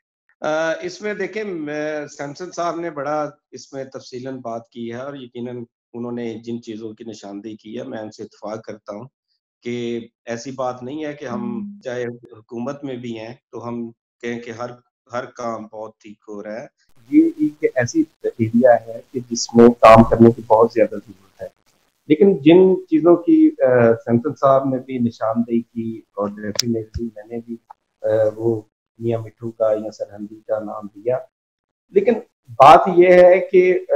پاکستان میں جتنی ابھی پولیٹیکل پارٹیز ہوتی ہیں وہ پوائنٹ سکورنگ کے لیے بات ضرور کرتی ہیں, لیکن اس پہ کام نہیں کرتی. میں ایک مثال دینا چاہتا ہوں, اس کو اس بات سے نہ جوڑا جائے کہ میرا شاید میں اس پارٹی کے خلاف ہوں. میں صرف بات کرنا چاہتا ہوں پاکستان پیپلز پارٹی جو اپنے آپ کو سیکولر پارٹی کہتی ہے, یہی جو میاں مٹھو اور سرہندی اس پارٹی سے پچھلے 30 سالوں سے جڑے ہوئے, لیکن کبھی کسی نے ان کو اس کام سے نہیں روکا. اور اس کے علاوہ میں بات کرنا چاہتا ہوں ہمارے ہندو کمیونٹی سے بہت سارے ایسے لیڈرز ہیں سندھ میں جو ان پارٹیوں کے ایم این اے منسٹر تک بنتے رہے ہیں, لیکن انہوں نے کیا کبھی اپنے گورنمنٹ کے بارے میں کبھی اپنے کسی فورم پہ آواز اٹھائی کہ ہمارے یہ لوگ یہ کام کر رہے ہیں؟ تو یقیناً ہمیں سب کو ہماری پارٹیوں میں اگر ایسے لوگ ہوں تو ہمیں ان کے خلاف پارٹیوں میں آواز بلند کرنی چاہیے. اور یہ تب ہی ہو سکتا ہے کہ اگر ہم سب لوگ ہمیں اپنی اپنی ذمہ داری کا احساس اور ہم یہ کام کریں. ہم اگر اس معاملے میں اگر بیٹھے رہیں کہ شاید پارٹی ناراض نہ ہو جائے, تو میں سمجھتا ہوں یہ سب سے بڑی بددیانتی ہے کہ ہم اپنے لوگوں کو ڈیفینڈ نہیں کر پا رہے. تو یہ میں سمجھتا ہوں کہ جنہوں نے آج اگر میاں مٹھو یا سرہندی اس حد تک پہنچے ہیں تو اس میں بہت سارا رول وہاں کے ہمارے جو ہندو کمیونٹی کے M N A M P A تھے, انہوں نے بھی آج تک ان کے خلاف کرے. اگر سیمسن کو پتا ہے یہاں سے, وہ یہاں سے سندھ جا کر ان ساری چیزوں کو دیکھ سکتے ہیں, تو وہاں کے ایم این اے اور ایم پی اے جو مائنارٹی کمیونٹیز ہیں ان سب کو بھی ڈیفینیٹلی اس بات کا پتا ہوگا. تو یہ میں سمجھتا ہوں کہ ہر کوئی اپنا اگر رول ادا نہیں کرے گا تو ہم اس کام کو بخوبی سر انجام نہیں دے سکتے. دوسری میں سب سے اہم بات کرنا چاہتا ہوں کہ 29 جولائی کو بشپ ابراہیم صاحب بھی اس جو منارٹی ڈیز پہ 29 جولائی کو ایوان صدر میں پروگرام ہوا تھا. پاکستان کی تاریخ میں پہلی دفعہ کسی ہیڈ آف دی اسٹیٹ نے فورس کنورژن پہ بات کی تھی, اور وہ بالکل انہوں نے بڑی اسلام کے بارے میں مثالیں دے کر, اگر آپ وہ کوئی تقریر سنیں تو اس میں انہوں نے کہا تھا کہ ہم قطعی طور پر, پرائم منسٹر آف پاکستان نے عمران خان نے کہا تھا کہ ہم قطعی طور پر برداشت نہیں کریں گے, اور اس کے لیے جلد سے جلد ہم لیجسلیشن لائیں گے کہ یہ بالکل فورس کنورژن کسی صورت میں ہمیں قبول نہیں ہے اور نہ ہم برداشت کریں گے. باقی رہی بات یہ لیجسلیشنز کی, تو بات یہ ہے کہ بالکل اس پہ کام تو ہوتے رہنا چاہیے, لیکن بہت ساری جگہوں پہ قانون بھی ہے, عدالتیں بھی. میں آپ کو ایک مشہور کیس ہے, آسما جہانگیر ورسز مینا کماری کیس تھا جو سپریم کورٹ میں ہے. اس میں خاص طور پر سپریم کورٹ نے ججمنٹ دی تھی کہ آپ اپنی پرسنل پلیجر کے لیے ریلیجن کا سہارا نہیں لے سکتے, لیکن اس کے باوجود آج تک وہ کام رکا نہیں, آگے بڑھ گیا. اور پھر دیکھیں اگر وہ دونوں بچیاں وینا اور رینا کو, ٹھیک ہے, ہائی کورٹ جو ہے وہ ان کے خامن کے ساتھ بھی پھر بھیج دیتا ہے, تو ایسا نہیں ہے. یہ بالکل اس پہ کام ہونے کی بہت زیادہ ضرورت ہے, اور اس پہ کام ہونا بھی چاہیے. جس طرح مجھے سینسر صاحب نے کہا, بالکل میں ان کی بات سے اتفاق کرتا ہوں, اور میں ضرور بات بھی کروں گا جو انہوں نے جس چیز کی نشاندہی کی ہے. لیکن ایک بات میں کہنا چاہتا ہوں, ہمارے ساتھ بدقسمتی یہ ہے کہ جب ہم فورس کنورژن کی بات کرتے ہیں, مجھے ہمارے ایک ایم ایل اے نے بتایا کہ فورس کنورژن میں جو پہلے بل ٹیبل کیا گیا اس میں صرف ہندوؤں کا نام تھا, اس میں کرسچن کمیونٹی کا نہیں لکھا گیا تھا. تو جب ہمارے لوگوں نے کہا کہ یہ, انہوں نے کہا نہیں, ہمیں زیادہ مسائل ہمیں ہندو کمیونٹی سے ہے, تو اس میں میں سمجھتا ہوں کہ ہمیں مائنارٹی کے لوگوں کو بھی اکٹھے ہو کر آواز اٹھانی چاہیے کراس دا بورڈ کہ ہمارا تعلق کس پارٹی سے ہے. ہمیں یہ نہیں سوچنا چاہیے کہ میں فلاں پارٹی سے ہوں, فلاں پارٹی سے ہوں. یہ جس طرح فادر صاحب نے فرمایا ہے کہ یہ ہمارے ریلیجن کا معاملہ ہے, یہ ہماری بچیوں کا معاملہ ہے, اور بچیاں ہمارے سب کی سانجھی ہیں. تو اس میں ہمیں یہ نہیں دیکھنا چاہیے کہ ہمارا تعلق کس پارٹی سے ہے, کس جماعت سے ہے. ہمیں مل کر اس کے بارے میں آواز بلند کرنی چاہیے. تیسری آپ نے بات کی کہ اس کے بارے میں, اور یقیناً پنجاب میں سیمسن صاحب کو بھی یہ گارنٹی دیتا ہوں کہ جس طرح سندھ میں بھی ہے, ان قریب یہ دیکھیں گے کہ پنجاب میں بھی یہ جو بل ہے وہ ضرور پاس ہوگا, بلکہ اسمبلی میں یہ موجود ہے, اور یہ ان قریب ہی اس پہ لیجسلیشن بھی آ جائے گی. تیسری بات یہ ہے کہ دیکھیں ابھی بھی بہت ساری جگہوں پہ جس بات کی نشاندہی کی ہے بشپ ابراہیم صاحب نے کہ ہمیں بھی اخلاقی طور پر اپنے لوگوں کو مذہب کی طرف لے کر آنا چاہیے. اور جہاں تک فادر صاحب آپ نے شرعی لا کی بات کی, تو شرعی لا میں تو دیکھیں جب تک ہمارے چرچز آپس میں اکٹھے نہیں ہوں گے, اکٹھے مل کر بیٹھیں گے نہیں. ابھی بھی دیکھیں جو ہمارا میرج ایکٹ ہے, میرج جو کرسچن میرج بل ہے یا ایکٹ ہے, وہ بنانے کے لیے تمام جو اسٹیک ہولڈر چرچز ہیں وہ ان کا اپنا اپنا علیحدہ علیحدہ ورژن ہے. تو میں سمجھتا ہوں کہ چرچز کو بھی اس میں سب تمام اکٹھے ہونے کی ضرورت ہے, اس میں تمام سول سوسائٹی کو بھی اکٹھے ہونے کی ضرورت ہے, اور پولیٹیکل لوگوں کو بھی اکٹھے مل کر اس کے بارے میں بات کرنی چاہیے اور اس کے موومنٹ کرنی چاہیے. باقی جو ہم منتخب نمائندے ہیں, ہمارا بھی یہ رول بنتا ہے کہ ہم اپنی اپنی جہاں جہاں ہیں ہم اپنی اپنی جگہ پر اس کی آواز بلند کریں. لیکن میں یہ ضرور کہوں گا کہ ایسا قطعاً نہیں ہے کہ ہر چیز بڑی آئیڈیل سچویشن ہے. آئیڈیل سچویشن قطعاً نہیں ہے, اس پر بہت زیادہ کام کرنے کی ضرورت ہے, بہت زیادہ اس پر محنت کرنے کی ضرورت ہے. اجاز صاحب, میں ایک کالم نگار بھی ہوں, مستقل ایک اخبار کا بھی, بڑے اخبار کا بھی. میں نے جو پرابلم ایک دیکھا ہے وہاں پہ, وہ جبرن لکھنے کے لیے تیار نہیں, تبدیلی مذہب, جبرن تبدیلی مذہب لکھنے کے لیے تیار نہیں, تبدیلی مذہب لکھتے ہیں, جبرن کا لفظ نہیں یوز کرتے. مطلب ہے کہ یہ ہمارے ساتھ ایک میڈیا لیول پر بھی ناانصافیاں ہیں کہ جب ہم جبرن کہتے ہیں, جبرن کا مطلب یہی تھا کہ جو انڈر ایج کا, تو جب وہ نہیں لکھتے, ایک ایگزامپل بہت ایک خراب بلوچستان میں آئی کہ پاسٹر شاہد ہے, ان کے بیٹے 14 سال عمر ہے ان کی, تو انہوں نے اس کو, بلوچوں نے جو ہے اس کو اسلام قبول کرا لیا, حالانکہ ان کا بڑا تایا جو ہے وہ ایک آئی جی پولیس میں, آئی جی ڈپارٹمنٹ میں ہے. لیکن وہاں کے لوگ سننے کے لیے تیار نہیں کہ یہ کیا معاملہ ہے, اتنا خوف ہے. وہ اب اس میں لے گئے ہوئے ہیں، اس کو مدرسے میں لے گئے. تو اس طرح سے کم از کم تبدیلی مذہب کی کم از کم ایج تو ہونی چاہیے کہ جب ایج بھی نہیں پھر جبر تو ہوگا، اور جب جبر ہوگا تو وہ کہے گا کہ بھئی میں نے تو اپنی مرضی سے جو ہے وہ مذہب تبدیل کیا ہے. اجاز صاحب سے میں چھوٹا سا سوال کرنے کے بعد ہم پال صاحب کے پاس ہی جا رہے ہیں. یہ جو میں نے بات کی تھی، اجاز صاحب آپ پلیز کچھ اس کے بارے میں کہیں گے کچھ؟ آپ بات کو زیادہ سمجھتے ہیں کہ کہاں کہاں اس لیول پہ ناانصافی ہو رہی ہے، لیکن وہ چونکہ بات تو ایک ہی ہے. ظاہری بات ہے کہ جب اس طرح کی تبدیلی مذہب ہوتی ہے تو کوئی ماننے کو تیار نہیں ہوتا کہ تبدیلی مذہب کی ہے. وہ کہتے ہیں کہ یہ تو اپنی خوشی سے قبول کیا. لیکن بدقسمتی یہ ہے کہ آج تک کسی نے مذہب تبدیل کروا کر کبھی کسی کو بہن نہیں بنایا، کبھی کسی کو ماں نہیں بنایا، کبھی کسی کو بیٹی نہیں بنایا. وہ صرف بیوی بنانے کے لیے تیار ہوتا ہے. تو یہ بنیادی نقطے ہیں، اور ظاہری بات ہے کہ یہ ایک مائنڈ سیٹ ہے، اس کو تبدیل ہونے میں کچھ وقت لگے گا. اس لیے کہ آپ سمجھتے ہیں کہ ہمارا معاشرہ کس طرح کا ہے، تو اس کو تھوڑا سا وقت. اجاز صاحب یہ تو لڑکیوں کا معاملہ تھا، بھی لڑکوں کا بھی معاملہ ہے، اور اس کو جو ہے وہ پرسیو کیا جاتا ہے کہ یہ جو ہے کہاں جا رہا ہے، یہ سوائے مسجد میں مسجد میں جائے. یہ والے واقعات بہت سارے میری نظروں میں گزرے بھی ہیں، اور میں نے اس کے بارے میں لکھا بھی ہے کہ وہ جو ہے وہ لڑکوں کا بھی اس طرح کافی سارے معاملات ہیں. سیالکوٹ ہے، وہاں پہ بلوچستان میں ہوئے، بہت سارے علاقے میں ہے کہ اب نوجوان بھی جو مسیحی ہیں وہ بھی سیف نہیں. لڑکی ہیں تو ان کا مقصد ہے کہ شادی کرنا یا جو بھی مقصد ہے، لیکن لڑکوں کا. میں صاحب آپ کی اس بات سے اتفاق نہیں کرتا، کیونکہ اس وجہ سے کہ ہمارے لڑکے جو مذہب تبدیل کرتے ہیں وہ صرف دوسری شادی کے لیے کرتے ہیں. نہیں انڈر ایج کی میں بات کر رہا ہوں، میں دوسری اس کی نہیں بات کر رہا، میں انڈر ایج کی بات کر رہا ہوں. کم از کم 14 سال سے کم عمر کے بالکل سامنے. سر میں پنجاب میں میرے سامنے اس طرح کے 1-2 کیسز ہی آئے ہیں،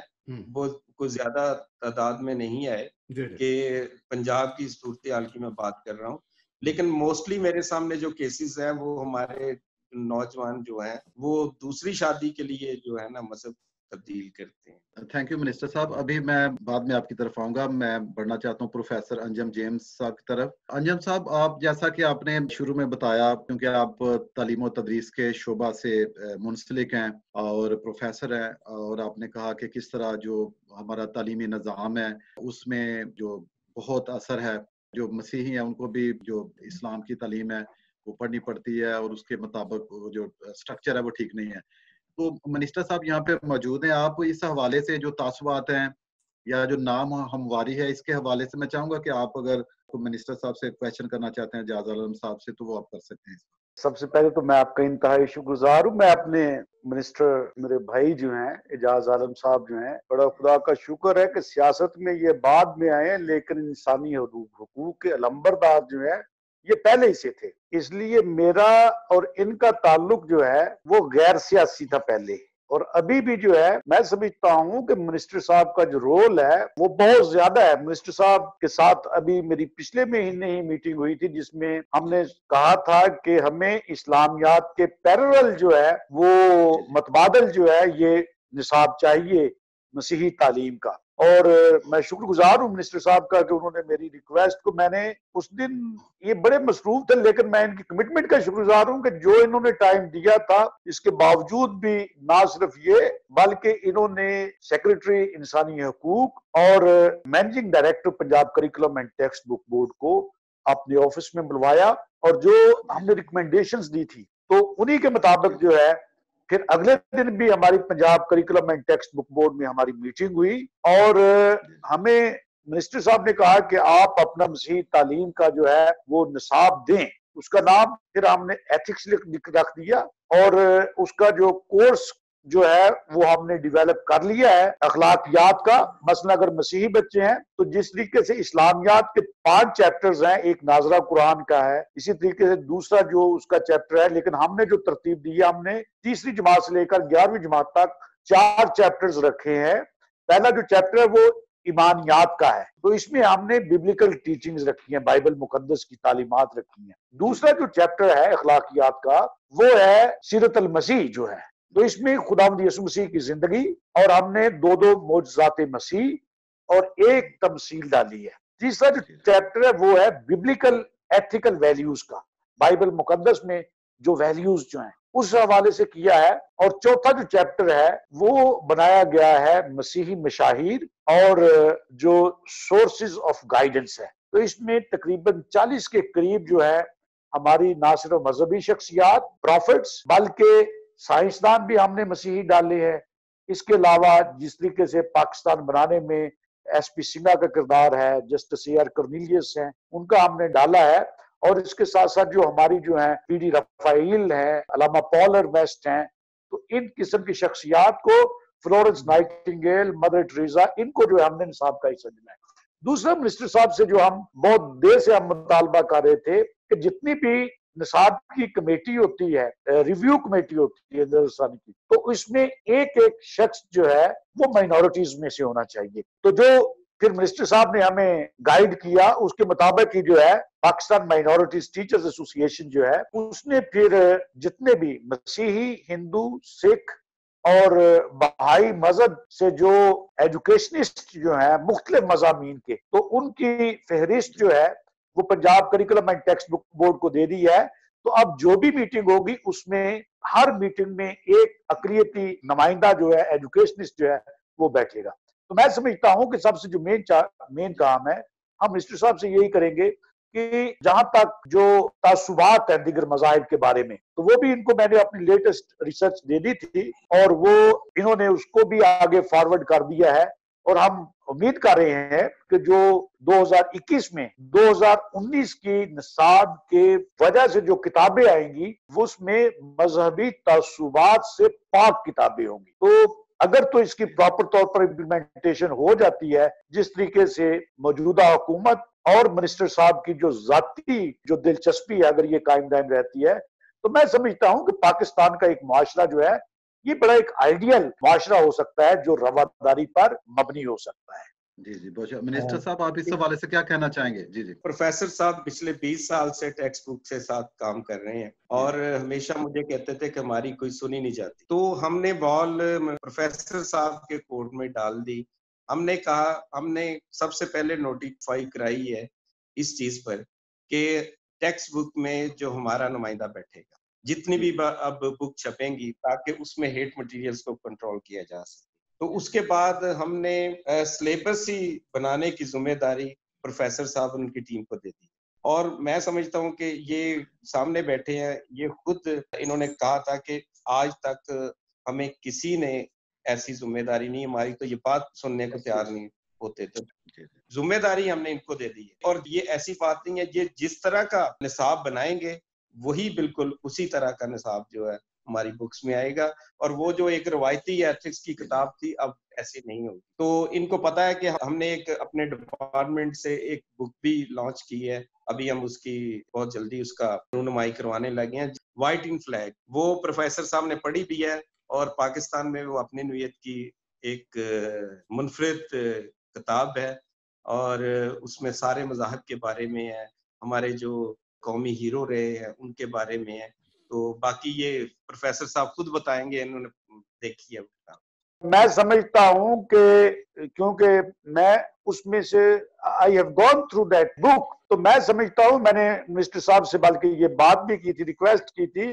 کہ یہ کتاب جو ہے نہ صرف پاکستان کی ہر ایجوکیشنل انسٹیٹیوشن میں ہونی چاہیے بلکہ یہ پوری دنیا میں جہاں بھی ہماری پاکستان کی ایمبیسیز جو ہیں ان تک بھی ہونی چاہیے، تاکہ جتنے بھی زیادہ میں دیکھتا ہوں کہ اس میں ہمارے شہباز بھٹی شہید جو ہیں ان کا کنٹریبیوشن بھی یہاں تک یہ چلے گئے. اور میں نے دیکھا ہے کہ اس میں جتنے بھی مذاہب کے جو ہمارے ہیروز رہے ہیں مائنورٹیز سے جن کا تعلق ہے، جن کا کنٹریبیوشن رہا ہے، تو بڑے ان بائس طریقے سے یہ ایک پنجاب کی جو ministry of human rights and minority affairs جو ہے اس نے یہ تیار کی. اور میرے خیال میں یہ ایک بہت ہی ایک سنگ میل ثابت ہوگی اور مذاہب کے درمیان ہم آہنگی کو فروغ دینے میں جو ہے اس کا نہایت اہم کردار ادا ہوگا. میں سب سے پہلے یہ بہت خوش ہوں آج پروفیسر صاحب کی باتیں سن کے، اور بہت پرانے ہم دوست ہیں، ہم جانتے بھی ایک دوسرے کو، اور مجھے پتا ہے کہ یہ بڑی دیر سے جو پاکستان میں خاص طور پر نصاب ہے اس کے بارے میں کام کرتے رہے ہیں کہ کس طرح یہ بیلنس ہونا چاہیے، اور جو ایسا نصاب ہو جس میں جو آنے والی نسلیں ہیں ان کو، جو ہمارے قومی ہیروز ہیں خاص طور پر جو مسیحی ہیں جنہوں نے کام کیا ہے، تو جیسے آپ نے وہ ترتیب بتائی ہے ابواب کی اور کتاب کی اور جو کام کیا ہے، میں آپ کو اپریشیٹ کرتا ہوں، اور منسٹر صاحب تھینک یو ویری مچ نے کہا کہ وہ اس کی امپلیمنٹیشن کے لیے کام کر رہے ہیں، اور یہ بڑی اچھی بات ہے۔ اس طرح کے جو کام ہے میں سمجھتا ہوں کہ ان کو جاری رہنا چاہیے، تو I really appreciate you for your hard work which you have done and which you will be doing. جی اب بھی اس کا حصہ رہے ہیں، اور جب آپ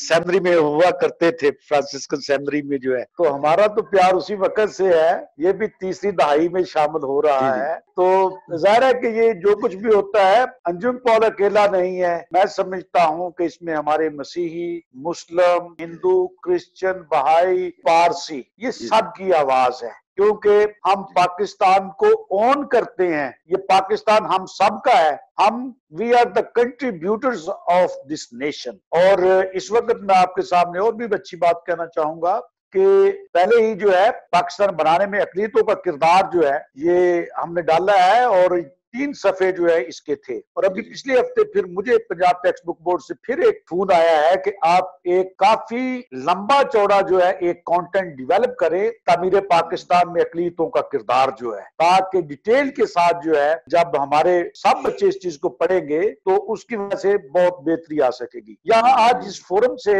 میں منسٹر صاحب سے ایک جگہ جو ہے ایک اور ملتمس ہونا چاہتا ہوں کہ اگر انسانی حقوق کا جو سبجیکٹ ہے، اگر اس کو تیسری جماعت سے یا کسی اور سطح پر جو ہے ایک مضمون کے طور پر شامل کر دیا جاتا ہے اسکول ایجوکیشن میں، تو میرا خیال ہے کہ اس کی وجہ سے ہم بہت زیادہ انسانیت کے قریب آ سکتے ہیں۔ یہاں ایک اور جو ہے بات کرنا چاہوں گا کہ میں سمجھتا ہوں کہ ابھی جو انسانی حقوق کی علامہ اقبال اوپن یونیورسٹی کی انٹرمیڈیٹ کی کتاب ہے، اس میں 5 مذاہب کے بارے میں میں نے لکھا ہے، اور اس چیپٹر کا نام ہے، 5واں چیپٹر ہے اسلام اور دیگر مذاہب میں انسانی حقوق۔ تو انجم پال مسیحی ہے، اور اس کا لکھا ہوا اسلام پر مضمون جو ہے وہ ہمارے مسلمان بچے پڑھ رہے ہیں، اور اسی طریقے سے اس میں 7 صفحات جو ہے وہ مسیحیت اور انسانی حقوق کے حوالے سے ہیں۔ تو اب جو ہے ہمارے مسلمان بچے جو ہے وہ بائبل مقدس کے تناظر میں جو ہے وہ مسیحیت میں انسانی حقوق کو سمجھ رہے ہیں، اور اسی طریقے سے ہندو مذہب ہے، سناتن دھرم جس سے ہم کہتے ہیں،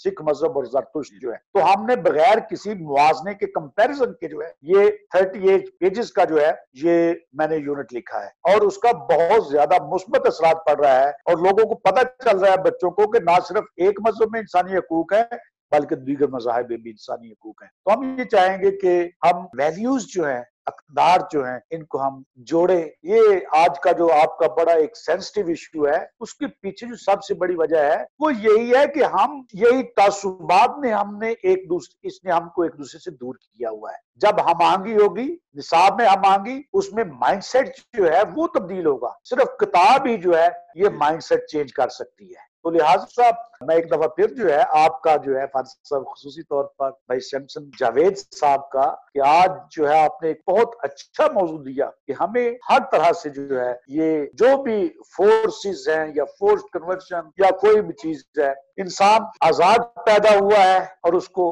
آزادی کے ساتھ زندگی بسر کرنے کا حق ہونا چاہیے۔ Thank you. کیونکہ منسٹر صاحب کے پاس وقت کم ہے، انہوں نے جانا، لیکن کبھی ہم تشنا کی باقی کچھ بات چیت کرنا چاہتے ہیں تو پھر ہم ان کی طرف بڑھتے ہیں، اور پھر بعد میں اب اپنے موضوع کو جاری رکھیں گے۔ اعجاز عالم صاحب، جیسا آپ نے بہت واضح طور پہ بتایا کہ کس طرح جو گورنمنٹ ہے یا آپ کے وسیلے سے آپ کوشش کر رہے ہیں اس طرح کے واقعات جو ہیں ان کی روک تھام کے لیے، اور خاص طور پہ لیجسلیشن جو ہے اس کے لیے، تو میں چاہوں گا کہ آپ جو لوگ اس پروگرام کو دیکھیں گے تو کچھ ایسی جو عملی اقدامات ہیں جنہیں شاید ہمیں اپنے کمیونٹی کی سطح پہ بھی دیکھنے کی ضرورت ہے، اگر آپ ان کی طرف کوئی اشارہ کرنا چاہتے ہیں یا مزید اس کے بارے میں کوئی بات چیت کرنا چاہتے ہیں، so you are most welcome. بالکل، میں اس پہ خاص طور پر اپنی کمیونٹی کے لیے میرا میسیج ہے کہ ہمیں بھی اپنے آپ کو تھوڑا سا سنبھالنے کی ضرورت ہے ایسے موقع پر۔ ایک مشہور کیسز تھا، انجم پال صاحب کو پتا ہے، انہوں نے اس بات کی نشاندہی کی ہے بہاولپور میں، تو وہ فورس کنورژن کا معاملہ تھا۔ تو جب میں نے ان کے کہنے پر ہم نے وہاں پہ ایکشن لیا تو وہاں پہ ہم نے ساری FIR لڑکی بھی، تو بعد میں پتا چلا کہ وہ جو لڑکا تھا ان کے گھر رہتا تھا، اور وہ لڑکا 1 سال سے اس کو بیٹا بنایا ہوا تھا انہوں نے، اور وہی بچی کو اسکول چھوڑنے جاتا تھا اور وہی بچی کو لے کر آتا تھا۔ تو بعد میں یہ واقعہ ہو گیا، تو اس کے بعد مقصد کہنے کا یہ ہے کہ ہمیں بھی تھوڑا سا دیکھنا چاہیے، ان چیزوں پر کنٹرول کرنا چاہیے، اپنے بچوں پر خاص طور پر نگاہ رکھنے کی ضرورت ہے کہ ہماری بچیاں کیا کر رہی ہیں، کہاں جا رہی ہیں، کس سے رابطہ کر رہی ہیں۔ تو ظاہری بات ہے کہ آج کے دور میں آپ کو پتا ہے کہ جب یہ الیکٹرانکس کا دور ہے، گیجٹس بچوں کے پاس ہوتے ہیں، موبائل آپ کو پتا ہے کہ ہر بچے کے پاس موجود ہے، تو پتہ ہی نہیں چلتا کہ بچہ کس سے رابطہ کرتا ہے۔ وہ تو جب مصیبت پڑتی ہے تو پھر پتہ چلتا ہے کہ بچے کے کہاں کہاں رابطے ہیں۔ تو میں سمجھتا ہوں کہ بینگ پیرنٹس ہمیں بھی اپنے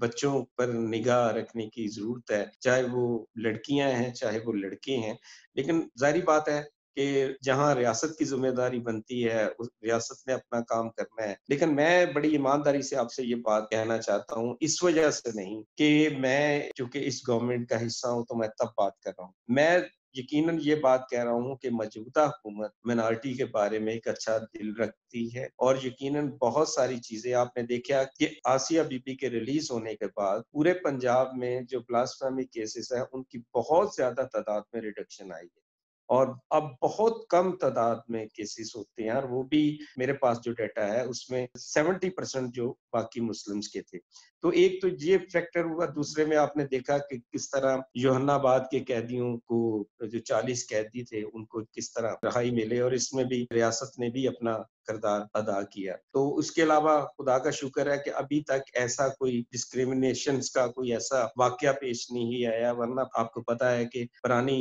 حکومتوں میں گوجرے والے واقعہ، شانتی نگر والے، جوسف کلونی والے، تو اس طرح کے لاتعداد واقعے ہیں جس میں ہو سکے۔ تو یقیناً اس میں موجودہ حکومت بھی قانون لے کر آئیں کہ جس میں کم از کم مینارٹی کے لوگوں کو اس طرح کی پریشانی نہ ہو رہا، اور یقیناً پوری دنیا پاکستان کی ان کاموں کو سراہ رہی ہے، جس طرح کرتارپور کوریڈور کر، اور بھی میں 21 کو میں جا رہا ہوں سیالکوٹ میں، وہاں ایک سن 1947 سے مندر بند تھا اور اس کو ہم نے ابھی کھلوایا، اور 21 کو پہلی وہاں پہ ان کی عبادت ہے، تو وہ جا کر میں ہی اس کی اوپننگ کروں گا۔ تو یقیناً گورنمنٹ، پھر ہمارا جو ایک سب سے بڑا زبردست سیگمنٹ ہے ریلیجس ٹورزم کا، جس میں ہم تمام مذاہب کی جو عبادت گاہیں ہیں ان کو رینوویٹس کر رہے ہیں، ان کو پروموٹ کر رہے ہیں، اور ہم نے اس میں پروجیکٹ شروع کیا ہوا ہے نیا کہ ہم ٹیکسلا میں جو مقدس توما کی جگہ ہے اس کو بھی ہم ایک انٹرنیشنل ٹورسٹ جگہ بنا رہے ہیں، جا کے پوری دنیا وہاں پہ آئے اور اس مقدس مقام کی زیارت کر سکے۔ اور خاص طور پر ساتھ ہی میں مری آباد پہ بھی ہم نے کام شروع کر دیا۔ تو یہ میں صرف اس لیے آپ سے کہنا چاہتا ہوں کہ موجودہ گورنمنٹ مائنورٹی کے ساتھ، اور یقیناً میں یہ نہیں کہتا کہ یہ فورس کنورژن پہ بہت کام ہوگا، فورس کنورژن پہ بہت کام کی ضرورت ہے، اور یقیناً ہم آپ کی جو پرپوزلز ہیں، سیمسن سلامت صاحب نے جس طرح فرمایا، آپ نے جس طرح، پروفیسر صاحب نے، بشپ صاحب نے، اور یقیناً آپ کی جو باتیں ہیں یہ ضائع نہیں جائیں گی، انشاءاللہ ان کو ہم اپنی گڈ بک میں رکھ کے آگے گورنمنٹ تک پہنچائیں گے، اور یقیناً مجھے امید ہے آپ اس طرح کی ہی ہمیں تجاویز دیتے رہیں گے تاکہ ہم آگے، اور میں یہ کہنا چاہتا ہوں کوئی شخص بھی عقل کل نہیں ہوتا۔ اس طرح دیکھیں، ہم نے ٹیکسٹ بک کا جب معاملات آئے تھے تو ہم نے سمجھا کہ پاکستان میں ہمارے لیے سب سے اہم شخص جو پروفیسر احمد ہے، تو ہم نے ان کو ان کے ساتھ بٹھایا کہ کیونکہ ہم سمجھتے تھے کہ ان کے پاس ہے علم۔ اب میں نے ان سے خود کہا کہ مجھے اس کے بارے میں زیادہ علم نہیں ہے، ہم آپ کے پاس بٹھاتے ہیں جو کہ آپ کو سارے اس سلیبس کے بارے میں، ان ساری چیزوں کے بارے میں بتائے۔ تو ایسی بات یہ ہے جس کے پاس اس کا علم ہوتا ہے اس کو بندے کو استعمال کیا جائے، تو میں سمجھتا ہوں کہ بہت ساری چیزوں میں کلیئرٹی آ جاتی ہے۔ جی، آپ کا سیمسن جوید صاحب کا، اور باقی جو میرے بھائی بشپ ابراہیم صاحب کا، اور سیمسن سلاوت صاحب کا، پروفیسر صاحب کا، آپ سب لوگوں کا بہت شکریہ، اور اگر کہیں کوئی ہم سے بات چیت میں غلطی ہوئی تو میں یقیناً معذرت چاہتا ہوں۔ मिनिस्टर साहब, इससे पहले कि आप जाएं, हम आपके बहुत मशकूर हैं और दिल की अथाह गहराइयों से मशकूर हैं, क्योंकि आपने बहुत वक्त दिया है और खासतौर पे आपने जो तजावीज़ हैं, जो हमारे पैनल में शामिल है पैनलिस्ट हैं, उनकी तजावीज़ को सबको बड़े ध्यान से सुना है। और मुझे बड़ी खुशी हुई है आपसे आज डायरेक्ट बात करके कि आप बहुत सरगर्म हैं और इंसानी हकूक़ के हवाले से, और आपकी खासतौर पे जो अक़लियतों को मसाइल हैं, उनको हल करने के लिए कोशिश हैं, और हम उम्मीद करते हैं कि आप इसी तरह नुमाइंदगी करते रहेंगे। और जो मामलात हैं, खासतौर पे जो फोर्स्ड कन्वर्जन, जैसा आपने कहा कि बहुत अच्छी सूरत हाल है, लेकिन मतलब कि आपको इसको अभी काम करने की जरूरत है। उम्मीद है कि इसकी रोकथाम के लिए आप जद्दोजहद करते रहेंगे, और जो हमारी आवाज है, जो आम लोगों की आवाज है, क्योंकि आप देखें जो मिनिस्टर हैं, हम तो आपकी तरफ देखते हैं क्योंकि आप वहाँ पे हमारी नुमाइंदगी करते हैं, और हम समझते हैं कि आप बहुत बेहतर तौर पे हमारी नुमाइंदगी करते हैं और करते रहेंगे। तो हम इस पैनल की तरफ से जितने भी पैनलिस्ट हैं, उन सब की तरफ से भी आपके मशकूर हैं। जो आपके अच्छे इक़दामात हैं, काम है, हम उनको सराहते हैं और आपके लिए दुआगो हैं कि खुदा जो है, हम यीशु मसीह आपको और ताकत दें, ताकि आप अपने रवादारी के लिए काम है, इंसानी हकूक के लिए जो आपकी खिदमत हैं, वो आप उनको जारी रखें। जैसा हम बातचीत कर रहे थे, मैं अभी बिशप इब्राहिम की तरफ आऊंगा। बिशप साहब, जैसे मिनिस्टर साहब ने भी बड़ी अच्छी बातें की कि किस तरह हम लाहे अमल कर रहे हैं, और उन्होंने इस बात की निशानदेही की कि किस तरह हमें अपनी कम्युनिटी में भी हमें इकदामात करने की जरूरत है, ताकि जी ये जो वाकयात हैं उनको रोका जा सके और हम अमली तौर पर कंट्रीब्यूशन कर सकें। तो आप क्या समझते हैं कि क्या तदाबीर इख्तियार करने की जरूरत है कि इस तरह के वाकयात जो हैं उनमें कमी हो, या वो ना ही हो तो बेहतर है? जी फादर साहब, मैंने तो पहले भी, जैसे जब मुझे पहले मौका मिला था, तो किसी भी मसले के दो सॉल्यूशन होते हैं। पहला होता है प्रिवेंशन, कि उससे प्रिवेंट जी कैसे किया जा सकता है, और प्रिवेंशन का हमारे पास सबसे पहला जो फोरम है, वो अपने जी चर्चेस में, और बच्चों का जो हमारा तदरीसी निज़ाम चर्च में है, उसको मजबूत करना। जी जी बदकिस्मती के साथ ये सोशल मीडिया, हमें यहाँ पर ये इतराफ करना पड़ेगा कि जो मेरा आपका, जो यहाँ पर हम पैनलिस्ट बैठे हुए हैं, हम सबका जो बचपन था, हमारे आज ये जो नौजवान नस्ल है, हमारी ये जो जनरेशन है, इनके चैलेंजेस हमसे बहुत ज्यादा है। इनके चैलेंजेस और इनके फियर्स और इनके पास अपॉर्चुनिटीज भी ज्यादा हैं, इनके पास गैजेट्स ज्यादा हैं, टेक्नोलॉजी ज्यादा है, लेकिन उसके साथ साथ इनके चैलेंजेस भी बहुत ज्यादा है, इनके गुमराह होने के चांसेस ज्यादा है। ये बच्चे ज्यादा एक्सेसिबल है उन सब चीजों से जिनके लिए हम शायद इतने एक्सेसिबल नहीं थे। तो सबसे पहले हमें बच्चों को, मैं समझता हूँ कि बीइंग अ चर्च लीडर, मैं सबसे पहले ये जिम्मेदारी समझता हूँ कि चर्च की है, हमारी जिम्मेदारी है कि हम अपने बच्चों को रिलीजियस एजुकेशन में और चर्च में इन्वॉल्व करें, चर्च में एंगेज करें। उसके लिए हमें जो रस्मी तरीकाकार, एक वो बच्चों को संडे स्कूल में बुलाया, उनको एक दो मसीही गीत सुना दिया और एक 5 रोटी और 2 मछलियों की कहानी, ये बुनियादी बातें बहुत अच्छी हैं, लेकिन हमें अपने संडे स्कूल करिकुलम को मॉडर्नाइज करना होगा। बच्चों के लिए संडे स्कूल में चार्म पैदा करना होगा। संडे स्कूल का ऐसा माहौल देना होगा कि बच्चे शौक के साथ संडे स्कूल आए। वालिदैन को मजबूर करें कि हमें संडे स्कूल में भेजें, जहाँ पे वो अपने मजहब के मुतालिक, अपनी दीनी तालीम के मुतालिक सीख सके। दूसरी बात जो मैं ये समझता हूँ कि इस वक्त जो पाकिस्तान में माइनॉरिटीज की, बिलखसूस हम क्रिश्चियंस की बात कर रहे हैं, मैं चर्चेस के हवाले से बात करूंगा, हमें चर्च यूनिटी की बहुत ज्यादा जरूरत है। जाज अगस्तीन साहब ने जैसा अभी फरमाया कि मैरिज एंड डिवोर्स एक्ट ये पिछले 3-4 साल से प्रैक्टिस चल रही है, जो नया बिल लाने के लिए उसमें कभी इत्तेफाक राय हो जाते हैं, we agree to disagree and we disagree to agree. उसमें बाजुकात हम इकट्ठे हो जाते हैं चर्चेज, और बाजुकात कुछ नुकात पे चर्चेज एक दूसरे से अपनी अलग राय रखते हैं, डिफरेंस ऑफ ओपिनियन बहुत अच्छी बात है। लेकिन when it comes to our children, जब हमारे बच्चों की बात आती है, तो वहां पर मैं ये समझता हूँ कि जीरो टॉलरेंस होनी चाहिए। चर्चेज को, डिनोमिनेशंस की अक्रॉस द बाउंड्रीज, हमें अपने इन बच्चों के लिए हमें यूनाइटेड होना पड़ेगा, और इसमें हमें इंटर डिनोमिनेशनल जो संडे स्कूल एक्टिविटीज हैं उनको बढ़ाना होगा। यहाँ पर बहुत से ऐसे चर्चेज हैं जो अनप्रिविलेज्ड हैं, बहुत से नए जो अनऑर्गेनाइज्ड चर्चेज हैं, मैं उनकी जानब तवज्जो दिलाना चाहूंगा। हमारे जो बड़े ऑर्गेनाइज्ड चर्चेज हैं, let's say Roman Catholic church है, या चर्च ऑफ पाकिस्तान है, या प्रेस्बिटेरियन चर्च है, पिछले चंद हफ्ते पहले हमारे फैसलाबाद डायसिस के जो रोमन कैथोलिक चर्च के बिशप हैं, बिशप इंद्रियास रहमत साहब, वो साहिवाल तशरीफ लाए, और उन्होंने बहुत खूबसूरत एक इंटर डिनोमिनेशनल इबादत का एहतमाम रोमन कैथोलिक चर्च में किया। और बड़े लंबे अरसा के बाद था कि रोमन कैथोलिक चर्च की जानब से साहिवाल में एक ऐसी जो इबादत है उसका एहतमाम किया गया, और तमाम चर्चेज जितनी भी डिनोमिनेशन थी बड़े खैर सगाली के जज्बा के तहत उसमें शामिल हुए, और उसमें एक बड़ी खूबसूरत जी फिजा जो है वो कायम हुई। तो मैं ये कहना चाहूंगा कि अपने बच्चों के महफूज मुस्तकबिल के लिए, उनको एक अच्छी एग्जाम्पल देने के लिए, टू बी ऑनेस्ट, जो इस वक्त हम देखते हैं हमारी नौजवान नस्ल, हमारे बच्चे वो हमसे खुश नहीं है। चर्च लीडरशिप से वो मायूस है। हमें उस मायूसी की वो वजूहात प्लांटेड भी हो सकती हैं, वो जेन्युइन भी हो सकती हैं। हमें उनको सॉर्ट आउट करना पड़ेगा, देखना पड़ेगा, और सबसे पहले उनको एक मजबूत संडे स्कूल देना होगा ताकि वो अपने ईमान से मोहब्बत रखना सीखें। बाकी जहां पर फोर्स्ड कन्वर्जन है, उसके लिए भी मैं ये समझता हूँ कि अगर चर्च लीडरशिप इकट्ठी होगी तो वो अपने जो पॉलिटिकल वर्कर्स हैं, शहर की सतह पे, प्रोविंस की सतह पे, नेशनल लेवल पे, अगर चर्च बैकअप करेगा तो हमारे जो पॉलिटिकल वर्कर्स हैं, हमारे जो पॉलिटिकल रिप्रेजेंटेटिव्स हैं, चाहे वो पार्लियामेंट में है या पार्लियामेंट से बाहर हैं, अगर चर्च की बैकिंग उनको होगी तो वो ज्यादा बेहतर तौर पर फाइट कर सकेंगे। तो ये एक बहुत बड़ा मसला है। यही हमारे वो बच्चे हैं जिनके हाथों में हमारा मुस्तकबिल है, चर्च का मुस्तकबिल है, हमारी कौम का मुस्तकबिल। जी जी बिशप साहब, मैं भी आपसे बिशप एक बात करना चाह रहा हूँ कि पिछले प्रोग्राम में हमारी एक पैनलिस्ट थी अटक से, उन्होंने एक बात की निशानदेही की थी कि वहाँ पास्टर जो हैं वो अंडर एज, उससे कम सुन बच्चों की शादियां कर देते हैं। अब फीडबैक आई है डेनमार्क से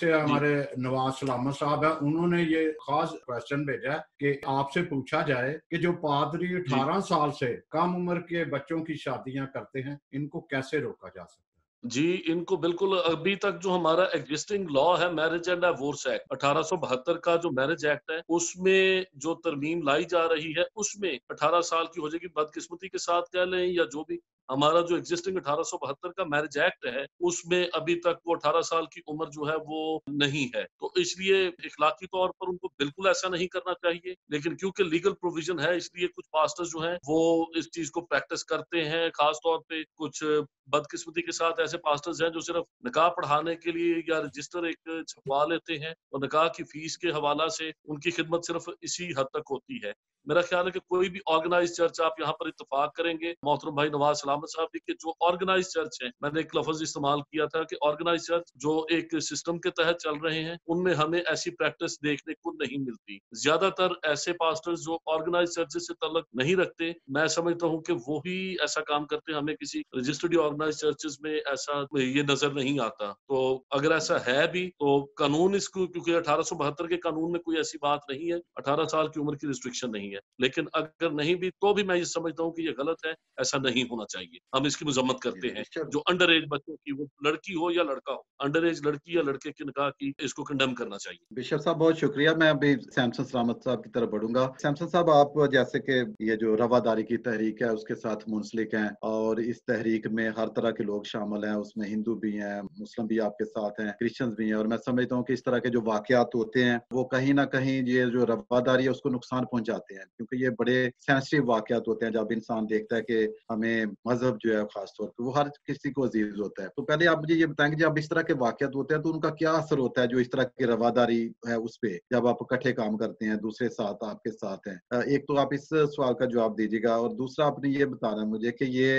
अपना हमने मुहरकात पे भी गौर किया और कुछ हमने देखा कि उसके तदारुक किया है, किस तरह हम बच सकते हैं, तो इस पे भी आप थोड़ा सा बताइएगा कि अमली तौर पे हमें क्या करने की जरूरत है। बहुत शुक्रिया। और बहुत सारी मुझे महसूस हुआ कि आज के मौजू के मुताबिक जो है वो बातचीत जो है वो नहीं हो पाई है, बाकी चीज़ों को ज़्यादा जो है वो वक्त दिया गया है। मेरा ये ख्याल है, इस पे कोई दो राय नहीं है कि फोर्स कन्वर्जन के वाकयात जो हैं वो पाकिस्तान में जो रवादारी का एक कल्चर है उसको डेंट जो है वो बहुत बड़ा जो है वो डाल रहे हैं। रही तदारुक की बात, तो कुछ तजावीज़ जो है वो पहले मैं दे चुका हूँ, लेकिन एक बात जो है वो मैं बहुत ज़रूरी है जो मैं कहना चाहता हूँ, वो ये कि हमें फोर्स कन्वर्जन के मामलात में सबसे बड़ा चैलेंज जो आ रहा है वो है कि जब हेयरिंग्स होती हैं, कोर्ट प्रोसीडिंग्स जो है वो चल रही होती हैं, तो मजहबी जमातों के लोग जो हैं वो जत्थे बन के जो है वो वहां पर इकट्ठे होते हैं और अक़लियती बरादरी को डराया धमकाया जाता है, अदालतों को इन्फ्लुएंस करने की कोशिश की जाती है। तो जो सबसे पहला मुतालबा रियासत से हम करना चाहते हैं वो ये कि फर्ज किया एक वाकया हो गया और वो अदालत में चला गया, वहां मौलवियों का इकट्ठे होना और अदालतों को प्रेशराइज करना जो है ये इसको रोकना रियासत का काम है। तो आपको याद होगा कि नेशनल एक्शन प्लान बना था, आर्मी पब्लिक स्कूल का जो वाकया हुआ था उसके बाद एक नेशनल एक्शन प्लान बनाया था। लेकिन अनफॉर्चुनेटली अभी तक जो है ये एक्सट्रीमिस्ट ऑर्गेनाइजेशंस जो है वो पाकिस्तान में मौजूद हैं और इनके खिलाफ जो है वो खातिर खा कार्रवाई नहीं हो रही। तो मैं समझता हूं कि जब तक ये इंतहा पसंद तंजीमें पाकिस्तान में मौजूद हैं तब तक ना तो माइनॉरिटी के हकूक जो है वो प्रोटेक्ट हो सकते हैं और ना ही फोर्स कन्वर्जन जो है वो रोकी जा सकती है। इसलिए हमारा मुतालबा नंबर 1 जो है वो ये होना चाहिए कि रियासत जो है वो जो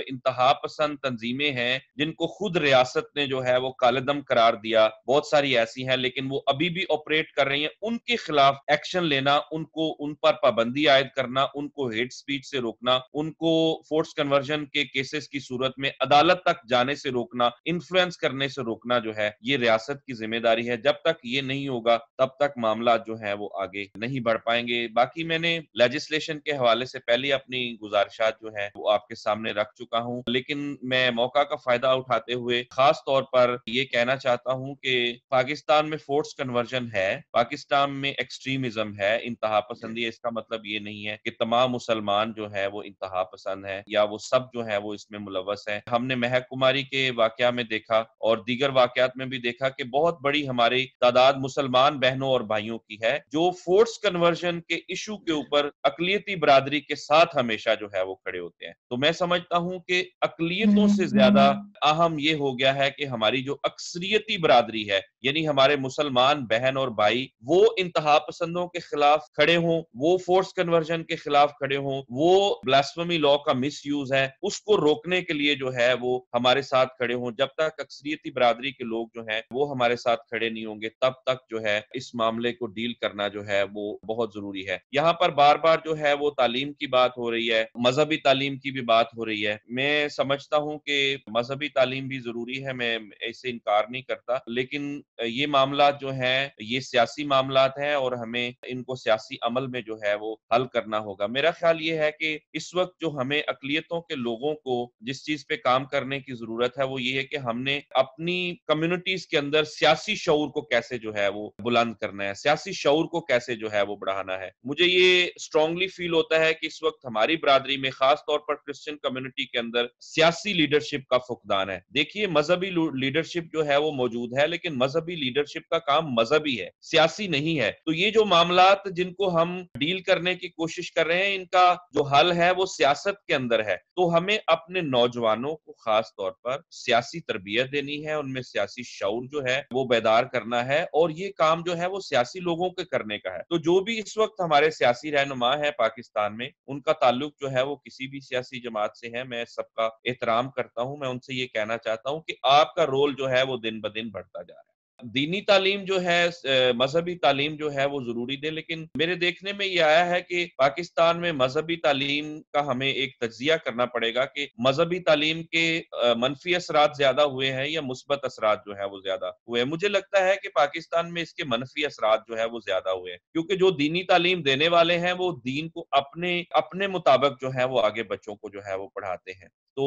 अभी हम देखिए ये जो चाइल्ड सेक्सुअल अब्यूज का मामला है इसमें ज्यादातर केसेस जो हैं वो मदरसों से बाहर जो है वो आ रहे हैं और उसमें हम देखते हैं कि मजहबी लोगों के नाम जो है वो सामने आ रहे हैं। अभी ये जो मानसेरा में वाकया हुआ था उसमें बाकायदा JUI फे का एक मौलवी जो है वो उस बंदे को, उस मुजरम को सपोर्ट कर रहा था जिसने एक कमसिन बच्चे को 100 बार जो है वो ज्यादती का निशाना बनाया। इसका मतलब ये है कि जो मजहबी तालीम है वो उन मौलवियों का जो है वो कुछ नहीं बिगाड़ सकती। तो मुझे ये लगता है कि हमें इखलाकी तालीम की ज्यादा जरूरत पड़ गई है, हमें इंसानियत की तालीम की जो है वो ज्यादा जरूरत पड़ गई है। तो हमें अपने बच्चों को समाजी मौजूमात पर जो है वो एजुकेट करना जो है वो बहुत जरूरी हो गया है और इसमें रोल जो है वो जाहिर है जो सोशल एक्टिविस्ट है उनका रोल जो है वो बनता है, जो हमारे पॉलिटिकल एक्टिविस्ट हैं उनका जो रोल है वो ज्यादा अहम बनता है। तो हमें अपनी सियासत को, सियासी शऊर को, सियासी तरबियत को और सियासी लीडरशिप को जो है वो डेवलप करने की जरूरत है। और इन अल्फाज के साथ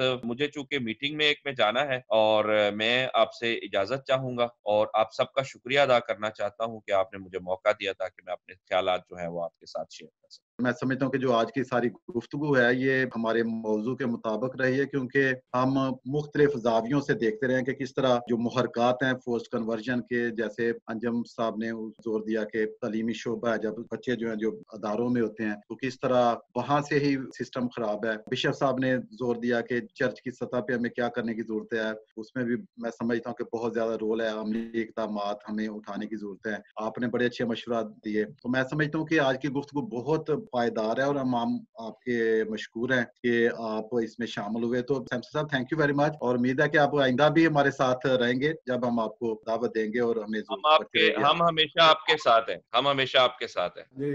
thank you very much. Professor साहब, जैसा आप बयान कर रहे थे और मिनिस्टर साहब से भी आपने बातचीत की और उन्होंने आपकी बात को सुना और उन्होंने बात को कहा कि किस तरह जो आपके मशवरात थे, मशवराजात जो थे उनको उन्होंने मद्देनजर रखा, और आप बहुत कोशिश कर रहे हैं खास तौर पे जो तालीम और तदरीस का शोबा है उसमें हम आगे लाने के लिए। तो कंक्लूडिंग दिस होल कन्वर्सेशन जो है, जो जिस मौजू पे आज हम बात कर रहे थे, आप इसको किस तरह देखते हैं कि क्या हम जो मौजू है उसके साथ इंसाफ कर पाए हैं, हमें इससे क्या हासिल है? क्योंकि जो हमारे नाजरीन है जो सोशल मीडिया पे जब हम ये सारा प्रोग्राम डालेंगे वो देखेंगे, तो आप इसको किस तरह कंक्लूड करेंगे? बहुत शुक्रिया। मैं समझता हूँ कि जब कोई खराबी होती है तो खराबी के बहुत सारे महरकात होते हैं, और जब हम जबरी तब्दीली मजहब की बात करते हैं तो उसके पीछे और बहुत सारे फैक्टर्स थे, और उसमें सबसे बड़ा फैक्टर जो है, जब आप दीनी तालीम की बात करते हैं तो दीनी तालीम दरअसल अखलाकी तालीम ही है, क्योंकि मजहब जो है उसकी बुनियाद ही अखलाकियात पर है। क्योंकि जो हमारा मुआशरा है, इसको हमें पता है कि पाकिस्तान में रहने वाले किसी भी मजहब के लोग जो हैं वो उतना ही मजहबी है जितना कोई दूसरा किसी को समझता है। तो लिहाजा लोगों के जज्बात जो होते हैं वो एसोसिएट होते हैं मजहब के साथ। हम उनका भी एहतराम करते हैं जो सेकुलर है, क्योंकि वो इंसान है, और जो भी बशर यहाँ मौजूद है उसका एहतराम जरूरी है और बराबर की बुनियाद पर होना चाहिए। मैं फर्स्ट यहाँ आपको बताना चाहता हूँ कि हमने कोशिश की और यूनिवर्सिटी में हमने सियासी रवादारी को बतौर मजमून शामिल करवाया हुआ है, और मैं आजकल भी पॉलिटिकल टॉलरेंस का मजमून पढ़ा रहा हूँ बीएस में। इसके साथ साथ जेंडर और ह्यूमन राइट्स का मजमून जो है ये भी हमने कोशिश की, और वो भी यूनिवर्सिटी का निसाब का हिस्सा बनवाया हुआ है। मैं तकरीबन 4 साल से जेंडर और ह्यूमन राइट्स का मजमून भी पढ़ा रहा हूँ, और उसमें हम और बेहतरी लाने की कोशिश कर रहे हैं। और उसका बुनियादी मकसद ये है कि मैं उस्ताद नहीं अपने आप को कभी तस्वुर करता, मैं अपने आप को हमेशा मुतअल्लिम या स्टूडेंट तस्वुर करता हूँ, क्योंकि मैं जुस्तजू में रहता हूँ कि किस तरीके से हम मुख्तलिफ जो कम्युनिटीज जो हैं उनको हम कैसे एक दूसरे के करीब ला सकते हैं। यहाँ मैं आपके गोश गुजार करवाना चाहूंगा कि एक और जो हमने स्टेप उठाया है, हमने इंटरनेशनल नेचर लवर सोसाइटी बनाई हुई है, और ये काफी बड़े आजमों तक ये हमारी चली गई है। और उसका बुनियादी मकसद क्या है कि हम पौधों के जरिए अमन की सकाफत को फरोग दे रहे हैं। जब पौधा लगाया जाता है तो इंसान को रूहानी सुकून मिलता है। आज भी मेरे एक दोस्त यूरोप से आए थे तो उनसे पौधा लगाया। मेरे कॉलेज में 9 ममालिक के लोगों के पौधे लगे हुए हैं। तो उससे क्या होता है कि एक इंटरनेशनल हमआहंगी जो है वो पैदा हो रही है। सेकेंडली जो है कि पौधे जो जब आप लगाते हैं तो उससे आप मोतदिल होते हैं। तो हमें अपना मुख्तलिफ तरीके से हर वो तरीकाकार इस्तेमाल करना चाहिए जो हमें हमआहंगी जो है वो पैदा कर सके। जबरी तब्दीली मजहब जो है ये एक बहुत बड़ा इशू है, और तब्दीली होनी चाहिए लेकिन कंप्रीहेंशन, पहले मजहब को समझ ले, किसी भी मजहब को जो है फिर उसमें तब्दीली आ सकती है। मसलन कल मेरे जो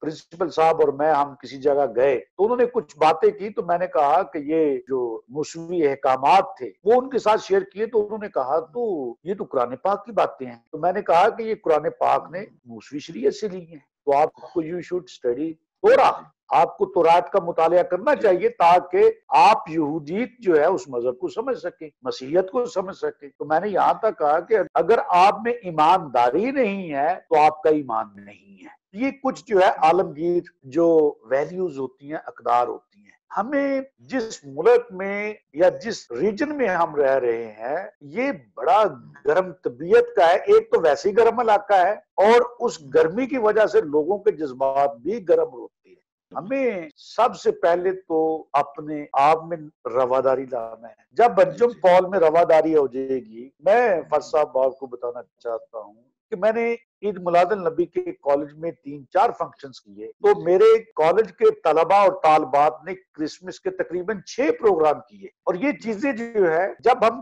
कबूल करते हैं, खुदावंद यीशु मसीह की जितनी भी तालीमात हैं वो कबूलियत की है, उसने रद्द किए वो को कबूल किया। तो हमें देखना है कि मेरा ईमान जो है मेरे मजहब की तालीमात क्या है। मेरा नाम के साथ पॉल लगना ये मसीहत नहीं है। मसीहत वो है जो मेरी जिंदगी से आश्कारा होती है। तो तमाम जो मज़ाहिब हैं, ज़ाहिर है कि हर किसी की मजहब पर तालीमात है, तो जरूरत यही है कि मैं बहुत ज्यादा इन चीजों पर बात करता हूँ, रवैये हमने चेंज किए हैं और आइंदा भी आएंगे, लेकिन उसके लिए जो है हमें जिस तरीके से आज आपने इस फोरम का एहतमाम किया है, तो जितना ज्यादा हम डायलॉग करेंगे हम बेहतरी की तरफ जाएंगे। तो मैं समझता हूं कि जो भी आज का जो हमारा मौजू है, और अच्छा होता अगर मैडम शर्जीला रूत होती, फिर हमें वफाक की बात करना पड़ जाती दूसरे सूबों की। तो मैं समझता हूं कि आज हमने जबरी तब्दीली मजहब पर बात की, लेकिन पंजाब को कम किया डिस्कस और हमने सिंध बलोचिस्तान को ज्यादा डिस्कस किया है।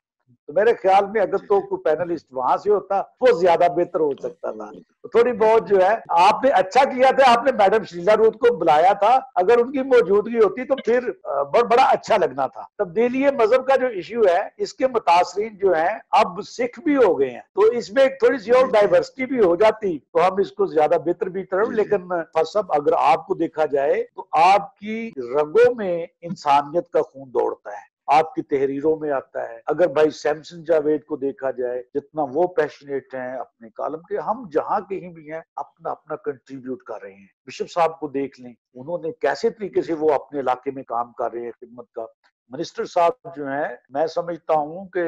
ये मिनिस्टर वो है जिसको आप 24 घंटे में जब भी फोन करेंगे वो अपने अवेलेबिलिटी जाहिर करते हैं, यानी कि हर जगह वो जाते हैं। तो जब हम सब मुत्तहिद हो जाएंगे, हमारा मजहबी प्लेटफॉर्म जो है, सियासी प्लेटफॉर्म जो है, सब मुत्तहिद हो जाएंगे, तो ये वाकयात कम हो जाएंगे, खत्म होने चाहिए। मेरी बेटी 20-21 साल की है, मैं भी उतना ही अपने आप को गैर महफूज तस्वर करता हूँ जितना महक कुमारी का है, बाप है। मैंने रीना और रवीना के केस के मामले में मैं हाईकोर्ट तक गया, मैंने उनकी आवाज को जहां तक हम पहुंचा सकते थे पहुंचाई। दूसरे केसेस हैं, लेकिन हम सब अदम तहफ्फुज का शिकार है। आप बाहर हैं, लेकिन आपकी जड़ें इस मुल्क के साथ हैं, इसीलिए आज आपने जबरी तब्दीली मजहब को आपने मौजू बनाया है, इसलिए कि आप अपनी धरती से प्यार करते हैं और आप में वो रवादारी चाहते हैं, मेल मिलाप चाहते हैं, जो हम सब लोगों में जुर्रत लेकर आए। तो इसलिए हमें सबको कोशिश करनी चाहिए कि हम सब बतौर पाकिस्तानी जितनी भी आइन में भी जो रुकावटें हैं, जो आइन में ऊंच नीच है, उसको खत्म करें। जब तक आपके आइन का स्ट्रक्चर नहीं चेंज होगा, बुनियादी ढांचे में तब्दीली नहीं आएगी, उस वक्त तक मुकम्मल तब्दीली नहीं आ सकती। तो हमें जरूरत है कि हम कॉन्स्टिट्यूशनल तब्दीलियां लेकर आए। Thank you very much. Ji professor साहब, बहुत शुक्रिया, क्योंकि वक्त की कमी है। आपकी बातें तो बहुत खूबसूरत हैं और बड़ी तहरीक पैदा करती हैं, और वो तिश्ना की जो है वो बाकी रहती है, लेकिन हम कोशिश करते रहेंगे कि बाद में भी आपको ऑनलाइन लें इसी तरह। और बिशप साहब, आपका भी बहुत बहुत आप मशकूर हैं, आपने भी बहुत सारा वक्त दिया है, और बाकी भी जो पैनलिस्ट है। आधे मिनट की एक बात कि बार बार हम बात सुन रहे थे, प्रोफेसर साहब की बड़ी खिदमत है एथिक्स का और अखलाकियात के लिए, लेकिन जिस मुल्क में हम रहते हैं, जो विक्टिम्स हैं उनको तो अखलाकियात पढ़ाया जा रहा है। मिनिस्टर साहब अगर होते तो मैं कहता शायद उनको अखलाकियात पढ़ाने की जरूरत है। वो जो करिकुलम है प्रोफेसर साहब इतनी मेहनत से तैयार कर रहे हैं, वो पढ़ाया भी विक्टिम्स को ही जा रहा है। ये एक बात है, इसके लिए अच्छा मजा बात है बिशप साहब, वो जो करिकुलम आ रहा है that is totally in the Bible मुकद्दस की रूह से आ रहा है, उसका नाम अखलाकियात है। पूरे के पूरे एक भी लफ्ज, मसलन जब हमारे बच्चे आइंस्टाइन को पढ़ेंगे ना, तो न्यूटन के बारे में, तो उनको पता चलेगा कि न्यूटन गिरजाघर जाया करता था, न्यूटन बाइबल मुकद्दस पढ़ा करता था। तो जब वो इंस्पायर हो गए कि हमारे सियासतदान इस किस्म के, हमारे साइंसदान इस किस्म के, तो इसी तरीके से मुकम्मल तौर पर ये समझ लें कि आपने इंजील मुकद्दस का मुतालिया करना है। बिल्कुल जी, आपने बड़ी मेहनत, मैं उससे अपडेटेड होता रहता हूँ। तो मेरे बेटे को भी पिछले दिनों में जब उन्होंने कहा कि इस्लामियात या एथिक्स, मैं कह रहा कि एथिक्स की तो पूरी कौम को जरूरत है पढ़ने की, तो अगर काश ये सिर्फ बच्चियों के बजाय या अगली तो के बजाय पूरी कौम को पढ़ने को दिया जाए तो ये बहुत अच्छा होगा। Thank you very much father साहब, प्रोफेसर साहब और थैंक यू वेरी मच। और सैमसन साहब की तरफ जाऊंगा कि वो कंक्लूडिंग वर्ड जो है वो अभी अदा करें। ये इसी तरह मुमकिन हो सकता है कि जबरन तब्दीली मजहब को हम बेसिक जो बुनियाद है वहां से उसको देखें, और काम ऐसा होना चाहिए जो मुस्तकिल बुनियादों पर हो, ना कि आर्जी हो। गो के मुश्किलात बहुत सारी हैं। मिनिस्टर साहब, सूबाई वजीर जो है वो अपने तौर पे कोशिश कर रहे हैं, हर बंदा अपने तौर पे कोशिश कर रहा है, लेकिन ये जो एक तहरीक चल पड़ी है इसके पीछे जो एक बुनियाद परस्तों का हाथ है। तो मैं ये कहूंगा कि सारी पाकिस्तानी कौम को ये समझना चाहिए कि हम इस बात पे तो बड़े खुश हैं कि यूरोपियन यूनियन से हम जो है ब्लैक लिस्ट से निकलने वाले हैं। तो हम ब्लैक लिस्ट में कैसे निकलेंगे जब हम अखलाकियात में बिल्कुल पस्त होते जा रहे हैं, और दूसरी तरफ जो है वो हमारी जो माइनॉरिटीज हैं सरवाइव कर रही हैं। बेस तो ये बनता है यूरोपियन यूनियन हो या अक़वाम मुत्तहिदा हो, वो देखते इस हिसाब से हैं कि वहां पे जो रहने वाली माइनॉरिटीज है क्या वो खुशहाल हैं, क्या उनके साथ रवादारी का सलूक किया जा रहा है, क्या वो ये तो नहीं कि वो मुल्क से भागने की या फरार होने का रास्ता इख्तियार कर रहे हैं। तो हम सबको, चाहे वो मुस्लिम है चाहे वो गैर मुस्लिम है, सबको अपनी रवादारी का एहसास करते हुए ऐसा माशरा, ऐसा माहौल पैदा करना चाहिए जिसमें सबको जो है वो जीने का इख्तियार हो। तो तब ही हम इस ब्लैक लिस्ट से